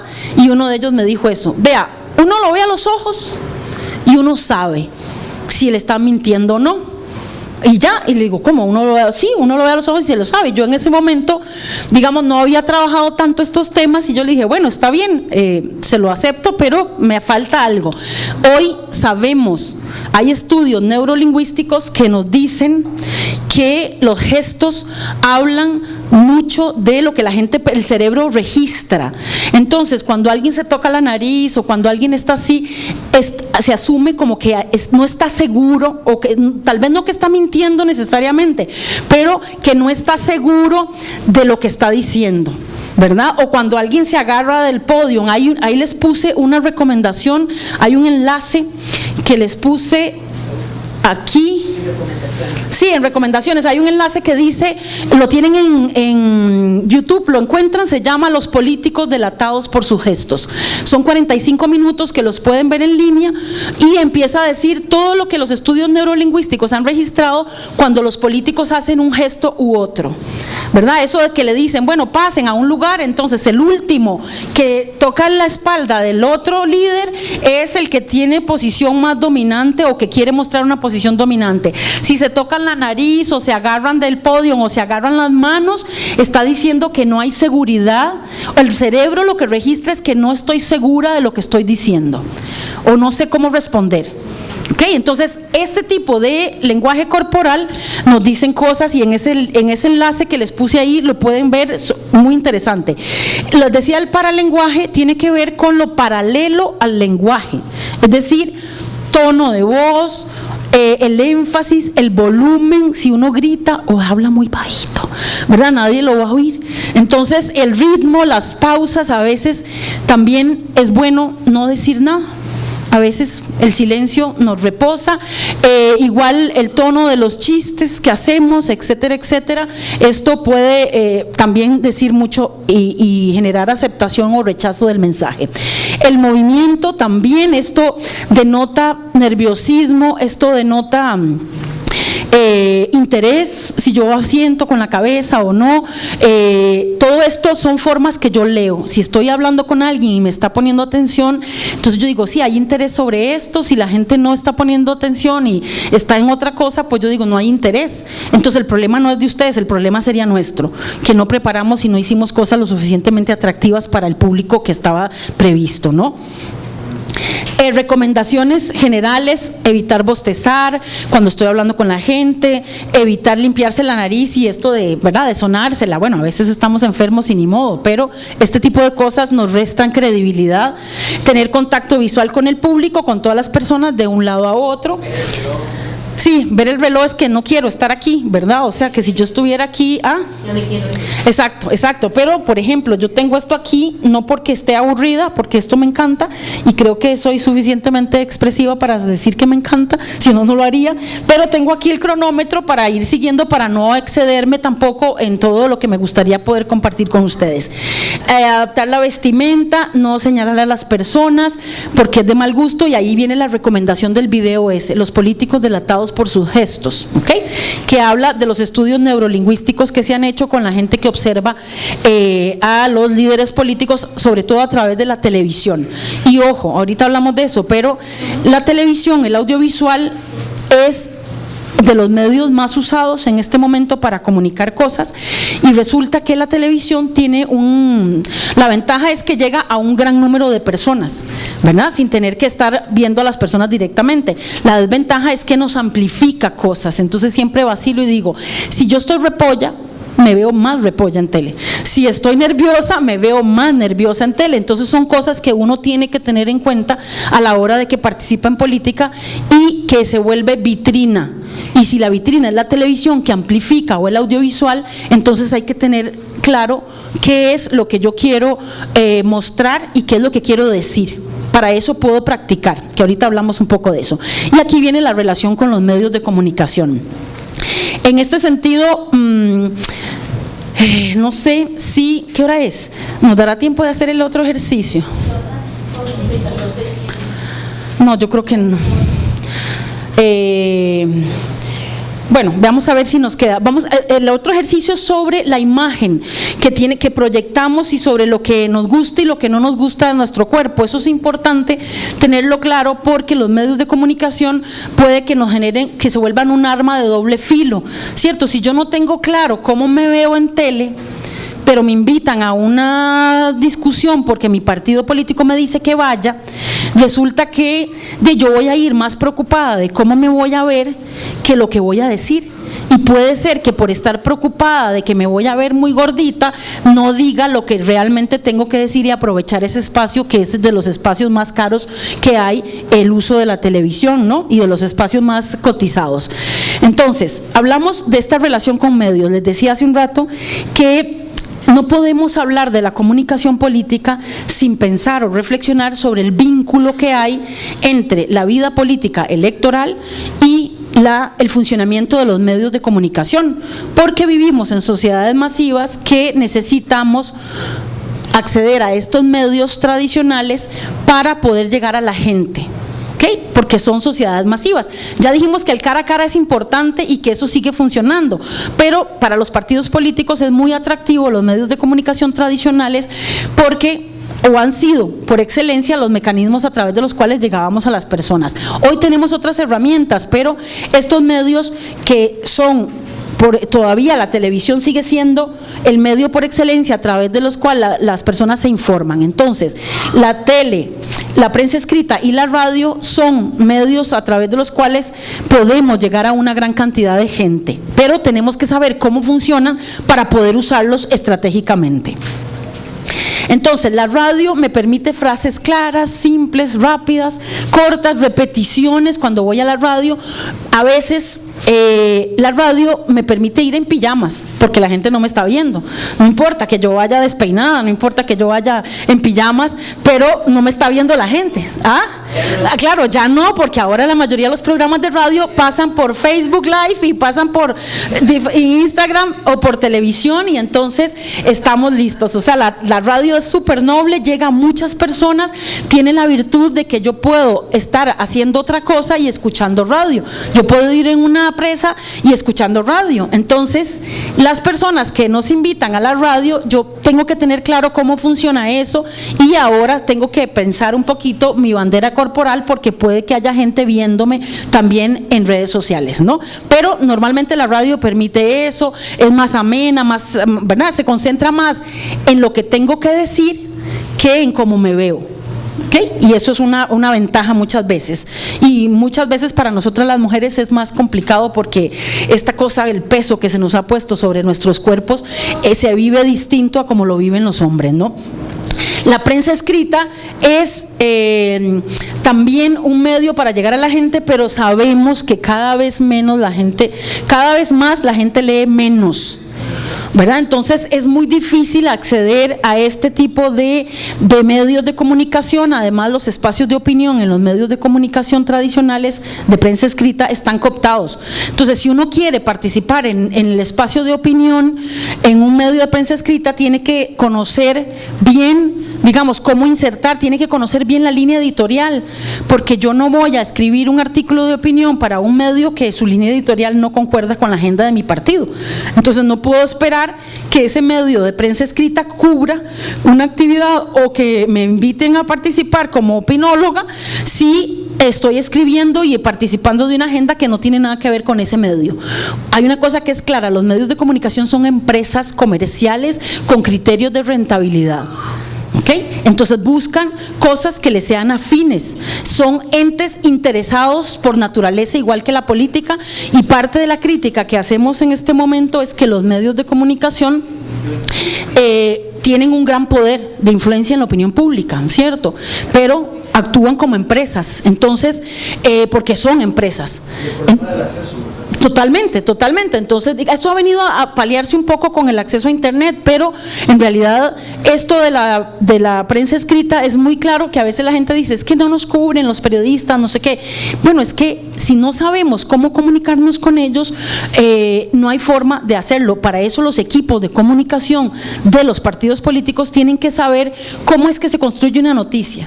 Entonces, en lugar de mandarle un dossier enorme con un montón de información de la actividad del partido político, lo que esos periodistas o esos comunicadores del partido tienen que hacer, ¿qué es? Mandar noticias armadas de lo que pasó en ese evento. Entonces resulta que el periodista, les piden en este momento, los periodistas trabajan también como una maquila, y en este momento muchos medios les piden 5 notas de política al día. Ve a ver qué hace. Y el periodista tiene que ver qué hace. Resulta que llega al final del día, tiene un chiquito enfermo, tiene que ir a llevar, y no pudo terminar las 5 notas, pero el partido tal mandó una nota hecha prácticamente sobre el evento que tuvieron en Turrialba. ¿Qué hace el periodista? Esta nota me sirve, le quita una que otra cosa y la pone. Entonces, el periodista no se va a poner a leer el dossier que le mandamos sobre la actividad que vamos a hacer para equidad de género en el partido. No, el periodista escoge la agrupación política que le mandó la nota hecha. ¿Me explico? Entonces es una forma de insertarse en los medios, pero sabiendo cómo funciona y no esperando que sea al revés, que el medio venga a nosotros para ver cómo es que funcionamos, ¿ok? Esto es una estrategia. Para esto tengo que saber ortografía, tengo que saber redacción, tengo que saber cosas básicas, porque si mando un documento con faltas de ortografía, ¡ouch!, ¿verdad? O sea, esto me genera grandísima descrédito a lo que yo estoy diciendo. La televisión, la reina de los medios de comunicación tradicionales, sigue siendo, aunque ha perdido un poco de auge, pero sigue siendo el medio por el cual la gente se informa más y a través del cual se vehiculizan la mayor cantidad de mensajes político-electorales. De hecho, que vean que los debates electorales, hablamos de debates electorales televisados, ¿verdad? No son debates electorales nada más, son televisados, se hacen básicamente para la audiencia de los medios de comunicación televisivos. Permite contar historias, es más dinámico porque me da el audiovisual, y para esto tenemos que tener en cuenta lo que hemos hablado del mensaje verbal y del mensaje no verbal. ¿Okay? Porque igual no vamos a ir a un debate en vestido baño, ¿cierto? Entonces hay que tener en cuenta la vestimenta, cuál es el medio, cómo va a ser. ¿Se imagina la escena? Bueno, ahí sería el show, probablemente suban rating, ¿verdad? Que muchas veces lo que los medios buscan hacer. La imagen, como dice aquí, la imagen es parte del mensaje. McLuhan decía, este investigador que habló de la era global, decía que el medio es el mensaje. O sea, cuando estamos en política, nosotros, el cuerpo nuestro es el medio que tenemos para convencer a la gente. Nuestro cuerpo se vuelve el mensaje. Entonces, como lo andemos tapizado, va a contar también en la forma en que llegue el mensaje. Los tipos de contenidos, esto es muy importante, hay publicidad, hay noticias y hay opinión. Como les digo, si escribo algo de opinión para que salga en un medio o quiero que me inviten a un programa de opinión, tengo que estar en sintonía y conocer cuál es la línea editorial de ese medio, porque si no, no me van a invitar nunca. Puedo echar mano de las redes de poder, las redes de gente conocida que tienen dentro del partido para ver cómo hago para insertar. La gente de comunicación siempre logra armar esto. En las noticias, como les digo, si yo armo las noticias, puede ser que salga más fácilmente en un noticiero que si no las armo. Y la publicidad, que es el mecanismo fuerte de los medios de comunicación tradicionales para subsistir, y que en esto siempre les pongo la cuñita, que es ya también un anuncio, que es un tema que yo he estado trabajando últimamente, que tiene que ver con la legislación de franjas electorales. Ustedes saben que en América Latina los únicos dos países que no tenemos legislación sobre franjas electorales somos Costa Rica y Honduras. Y esto de las franjas electorales, ¿qué significa?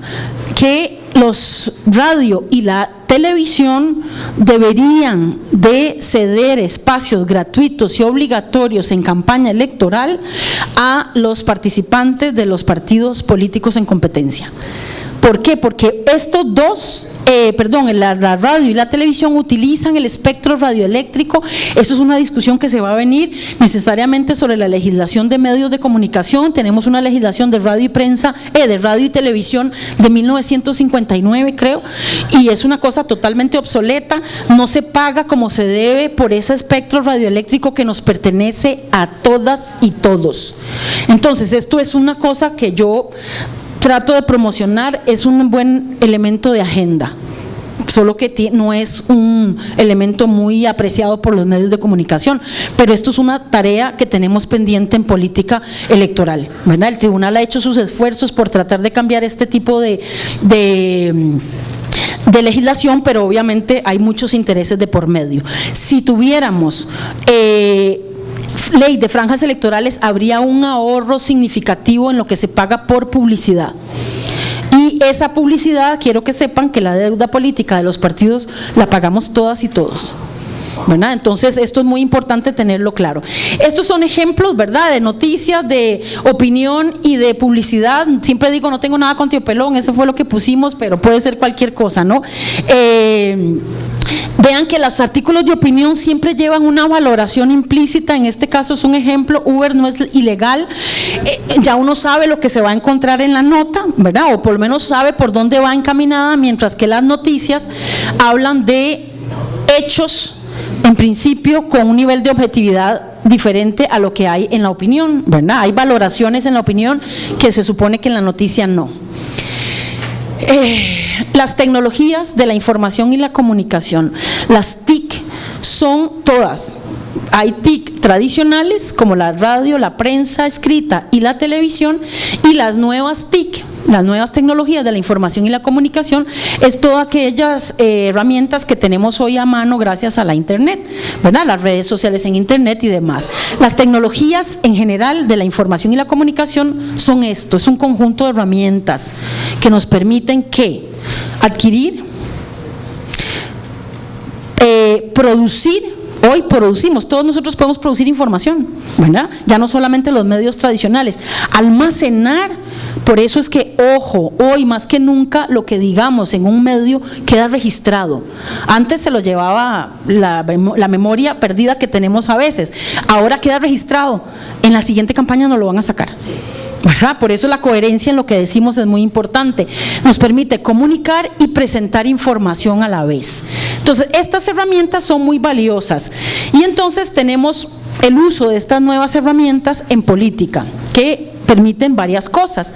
Medios alternativos que permiten potenciar la comunicación, es mucho más barato, nos permiten involucrarnos y transmitir la agenda política sin tener que ir a buscar a la gente, sino que yo puedo colgar nuestras propuestas de manera atractiva, visibilizar nuestro partido y la actividad que tenemos, y la gente que quiera saber de nosotros puede ir a buscar esa información y ya no al revés, ¿verdad?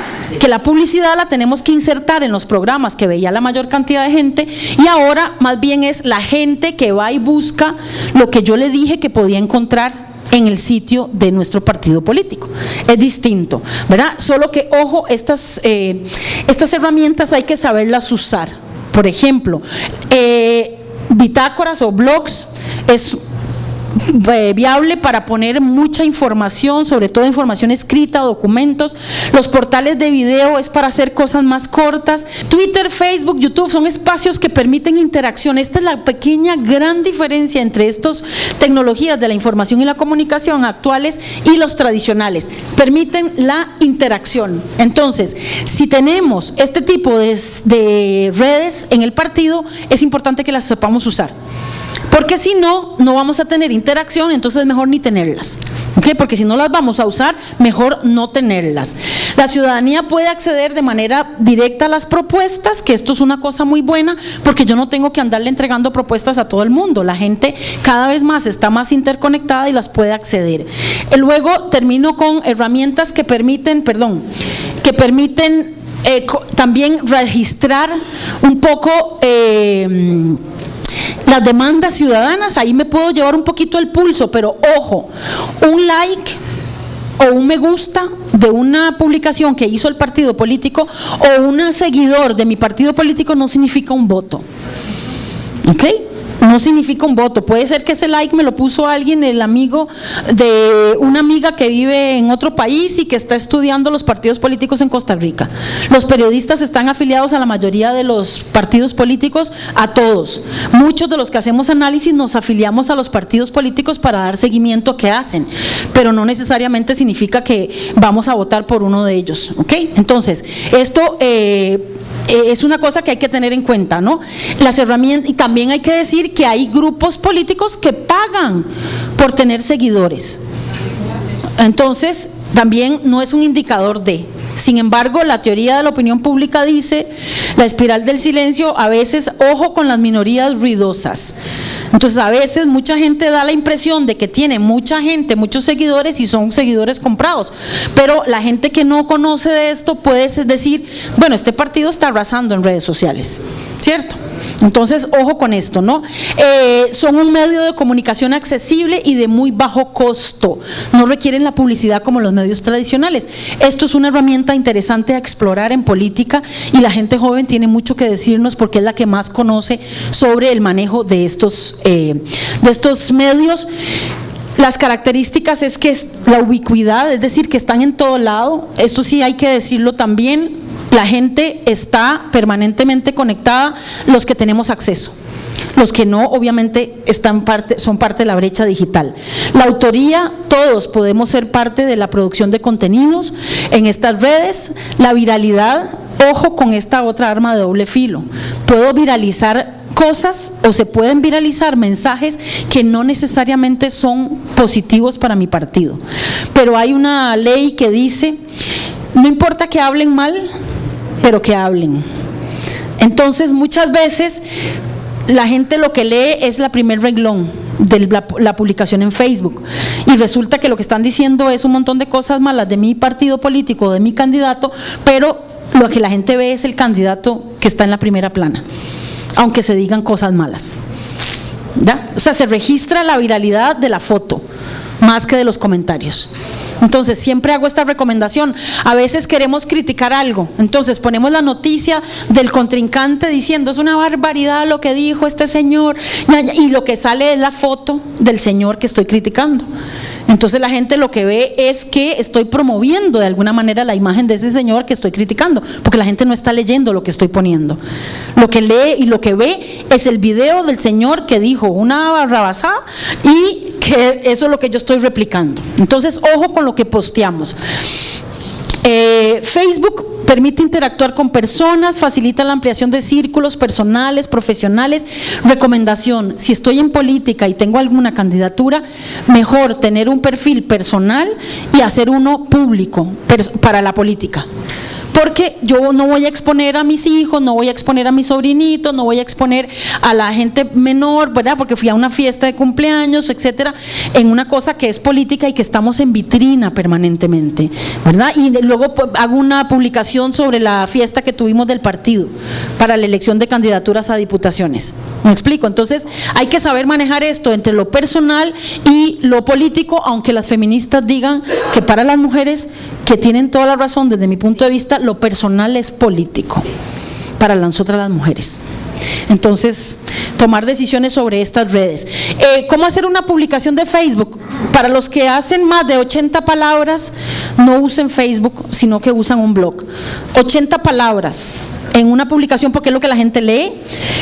Acompañarlo siempre con un lenguaje sencillo y hacer uso de videos o de fotografías. Está probado que quien postea cosas en Facebook solamente un texto, la mayoría de la gente no lo lee.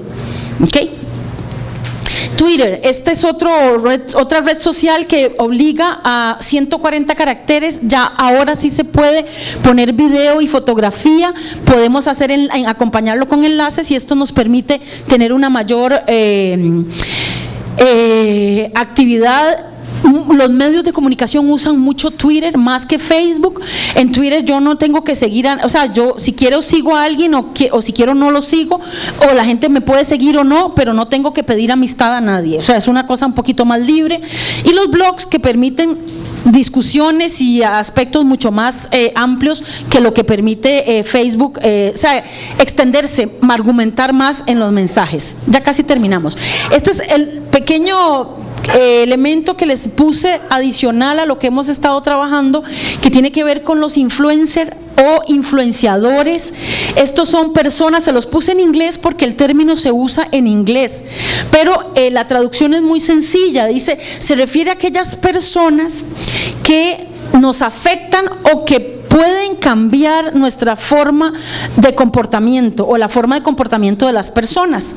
Pero este es un fenómeno que surge a partir de las nuevas tecnologías de la información y la comunicación, basado básicamente en las personas que usan estas nuevas tecnologías. Estos influencers, por ejemplo, que me hizo gracia, son personas que tienen niveles de celebridad determinados, que los logran, que se hacen populares en redes sociales.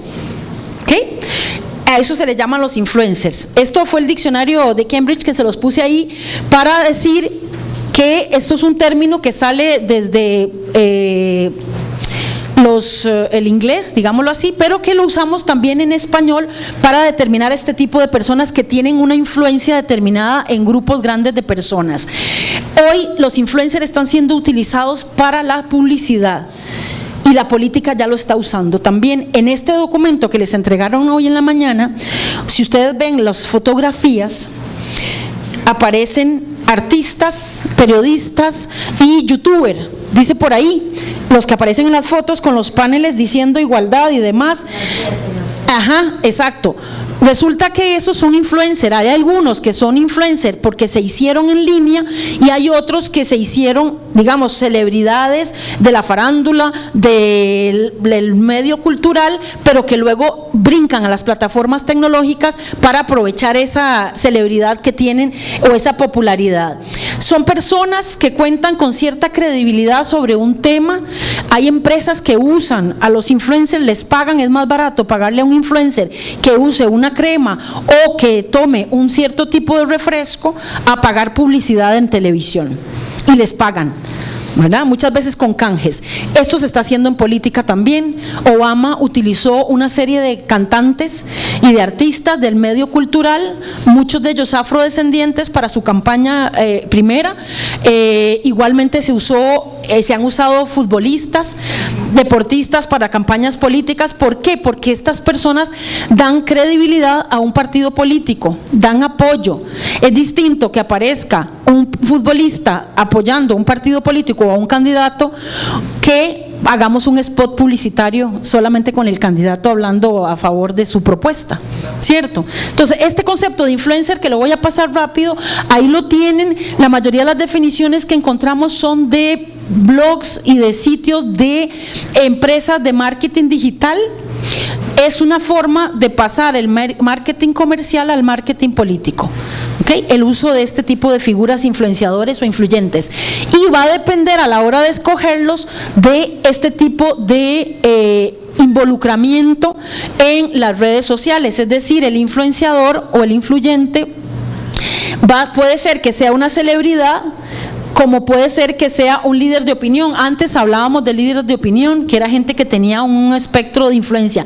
Siguen existiendo líderes de opinión offline, pero en línea los líderes de opinión se vuelven los influenciadores. ¿Okay? No sé si vieron una reciente noticia de un muchacho de Pérez Celedón, que grabó a una doctora y que pidió condones, y que luego ese es un influencer. Aunque no lo crean, así es. Entonces, ese tipo de personajes muchas veces son usados para llamar la atención porque tienen muchos seguidores y esto resulta atractivo. Ojo con la escogencia de los influencers en política, ¿verdad? Porque puede ser contraproducente. Leonora Jiménez es un ejemplo de influencer, pero que obtuvo credibilidad en su trabajo de modelaje, fue Miss Costa Rica, si no me equivoco, y luego pasó a las plataformas tecnológicas estas. Ella es una celebrity, digámoslo así, o una celebridad que es usada, o ella, ¿verdad?, adhiere a algunos principios de partidos políticos, y entonces ella se presta para eso. Muchos influencers son pagados, no, esto no es gratuito, pero es más barato pagar a un influencer que pagar publicidad. ¿Okay? Yes, sí, ya. El influencer, aquí hay otra definición: personas con gran presencia y credibilidad en redes sociales gracias a su conocimiento en un sector. Esto es una cosa importante, tiene que tener afinidad con el partido político al que va a adherir, porque si no, ¿verdad? O sea, estaríamos un poco siendo contradictorios. Dos tipos de influencer que distinguen: los nativos digitales y las celebridades online. Los nativos digitales son aquellos chicos y chicas que se ponen a hacer videos, que se ponen a hablar de un producto, de una marca, y que empiezan a tener un montón de seguidores, y esto se vuelve atractivo en términos comerciales, pero también atractivo en términos políticos, dependiendo del tipo de influencia que hagan. Pueden ser jóvenes que no necesariamente andaban buscando popularidad. Y los otros, que son las celebridades online, es que ya lo lograron offline, pero pasan a generar mayor impacto a través de las redes sociales en internet. Y ejemplos pero se puede, estará conectado aquí, vamos a ver. Diego Delfino es un periodista que se ha vuelto un influencer, y vean las características que puede tener un influencer. En este caso yo digo que es un influencer político porque bueno, ¿cómo? Es que está, pero habría que meterse en un Facebook, ¿verdad? En el mío, ¿será? Y no sé cuál es ¿usted sabe cuál es su clave? Sí. Métase en el suyo porque no me sé la clave mía. Ok, eso, pero igual como aparece ahí en estos ejemplos de personas, los influencers, por ejemplo, tienen una cierta cantidad de seguidores, tienen más de 10,000 seguidores o 40,000 seguidores. Imagínense, no sé quiénes tienen Facebook aquí. Sí, todos tienen Facebook. ¿Cuántos seguidores tienen más o menos? Como 5. ¿Ah? 1,000, 500, 1,500, 600. Bueno, por ahí mandamos la mayoría, ¿no? Que tenemos y demás. Imagínense que estos influencers o estos influenciadores tienen 40, 50,000 seguidores. Y hay algunos que son influencers a nivel internacional y tienen cientos de miles de seguidores. Esto resulta muy, muy atractivo, ¿no? Esto es el ejemplo, gracias Jennifer, el ejemplo de Diego Delfino. Vean que tiene 41,207 personas que les gusta esto, 41,257 personas que siguen esto, además tiene un blog. Diego Delfino trabaja temas de política, pero es periodista, entonces vean que su blog parece como un blog de noticias, se vuelve productor de información. Entonces, Diego Delfino puede ser un influenciador en política interesante. Obviamente, no sé si él tiene preferencia partidaria, pero en el momento en que se casa con un partido político, obviamente los otros lo van a ver con recelo, ¿no? Por ejemplo, Coco Vargas es otra influenciadora, es una chica, pero esta es más de la farándula, esta es más fiestera, pero aún así pasa muchas veces tipos de información farandulera que tienen que ver con política. Tiene un estilo un poco más espectacular y demás, publica muchos videos, más que Diego Delfino, que publica más escritos, pero ella creo que es comunicadora, pero en realidad hace cosas un poco más relacionadas con el espectáculo. Y tiene también, vean, tiene 171.064 seguidores y 174.170. Eso resulta muy atractivo, ¿ok? Para la vida política y comercial. Sí. La gestión de los ministros. Claro, hace crítica, hace como seguimiento, ¿verdad?, de la gestión pública. Y la otra es Leonora Jiménez, como les decía, que es una celebridad que pasa a, que tiene un blog, por ejemplo, donde ella habla de moda, habla de un poco de sus cosas, pero obviamente es muy conocida, además internacionalmente, y esto genera ciertas empatías y demás. Entonces vean que aparece ella en diferentes actividades y demás, pero entonces el que ella salga cercana a un partido político resulta también atractivo en términos de visibilidad, ¿no? Esto es básicamente. Y por último, las redes sociales en internet tienen ventajas, desventajas y un impacto determinado. Las ventajas tienen que ver con la rapidez de la información, la capacidad de viralizar, permite comunicación más horizontal. Las limitaciones es que no se puede profundizar en argumentos, no se puede discutir mucho, aunque permita algún grado de interactividad. Y el impacto es que esto tiene impactos económicos, geográficos, sociales y demás mecanismos de la democracia. No interactuamos con gente no solamente de un territorio, no solamente de un país, sino gente de todo el mundo.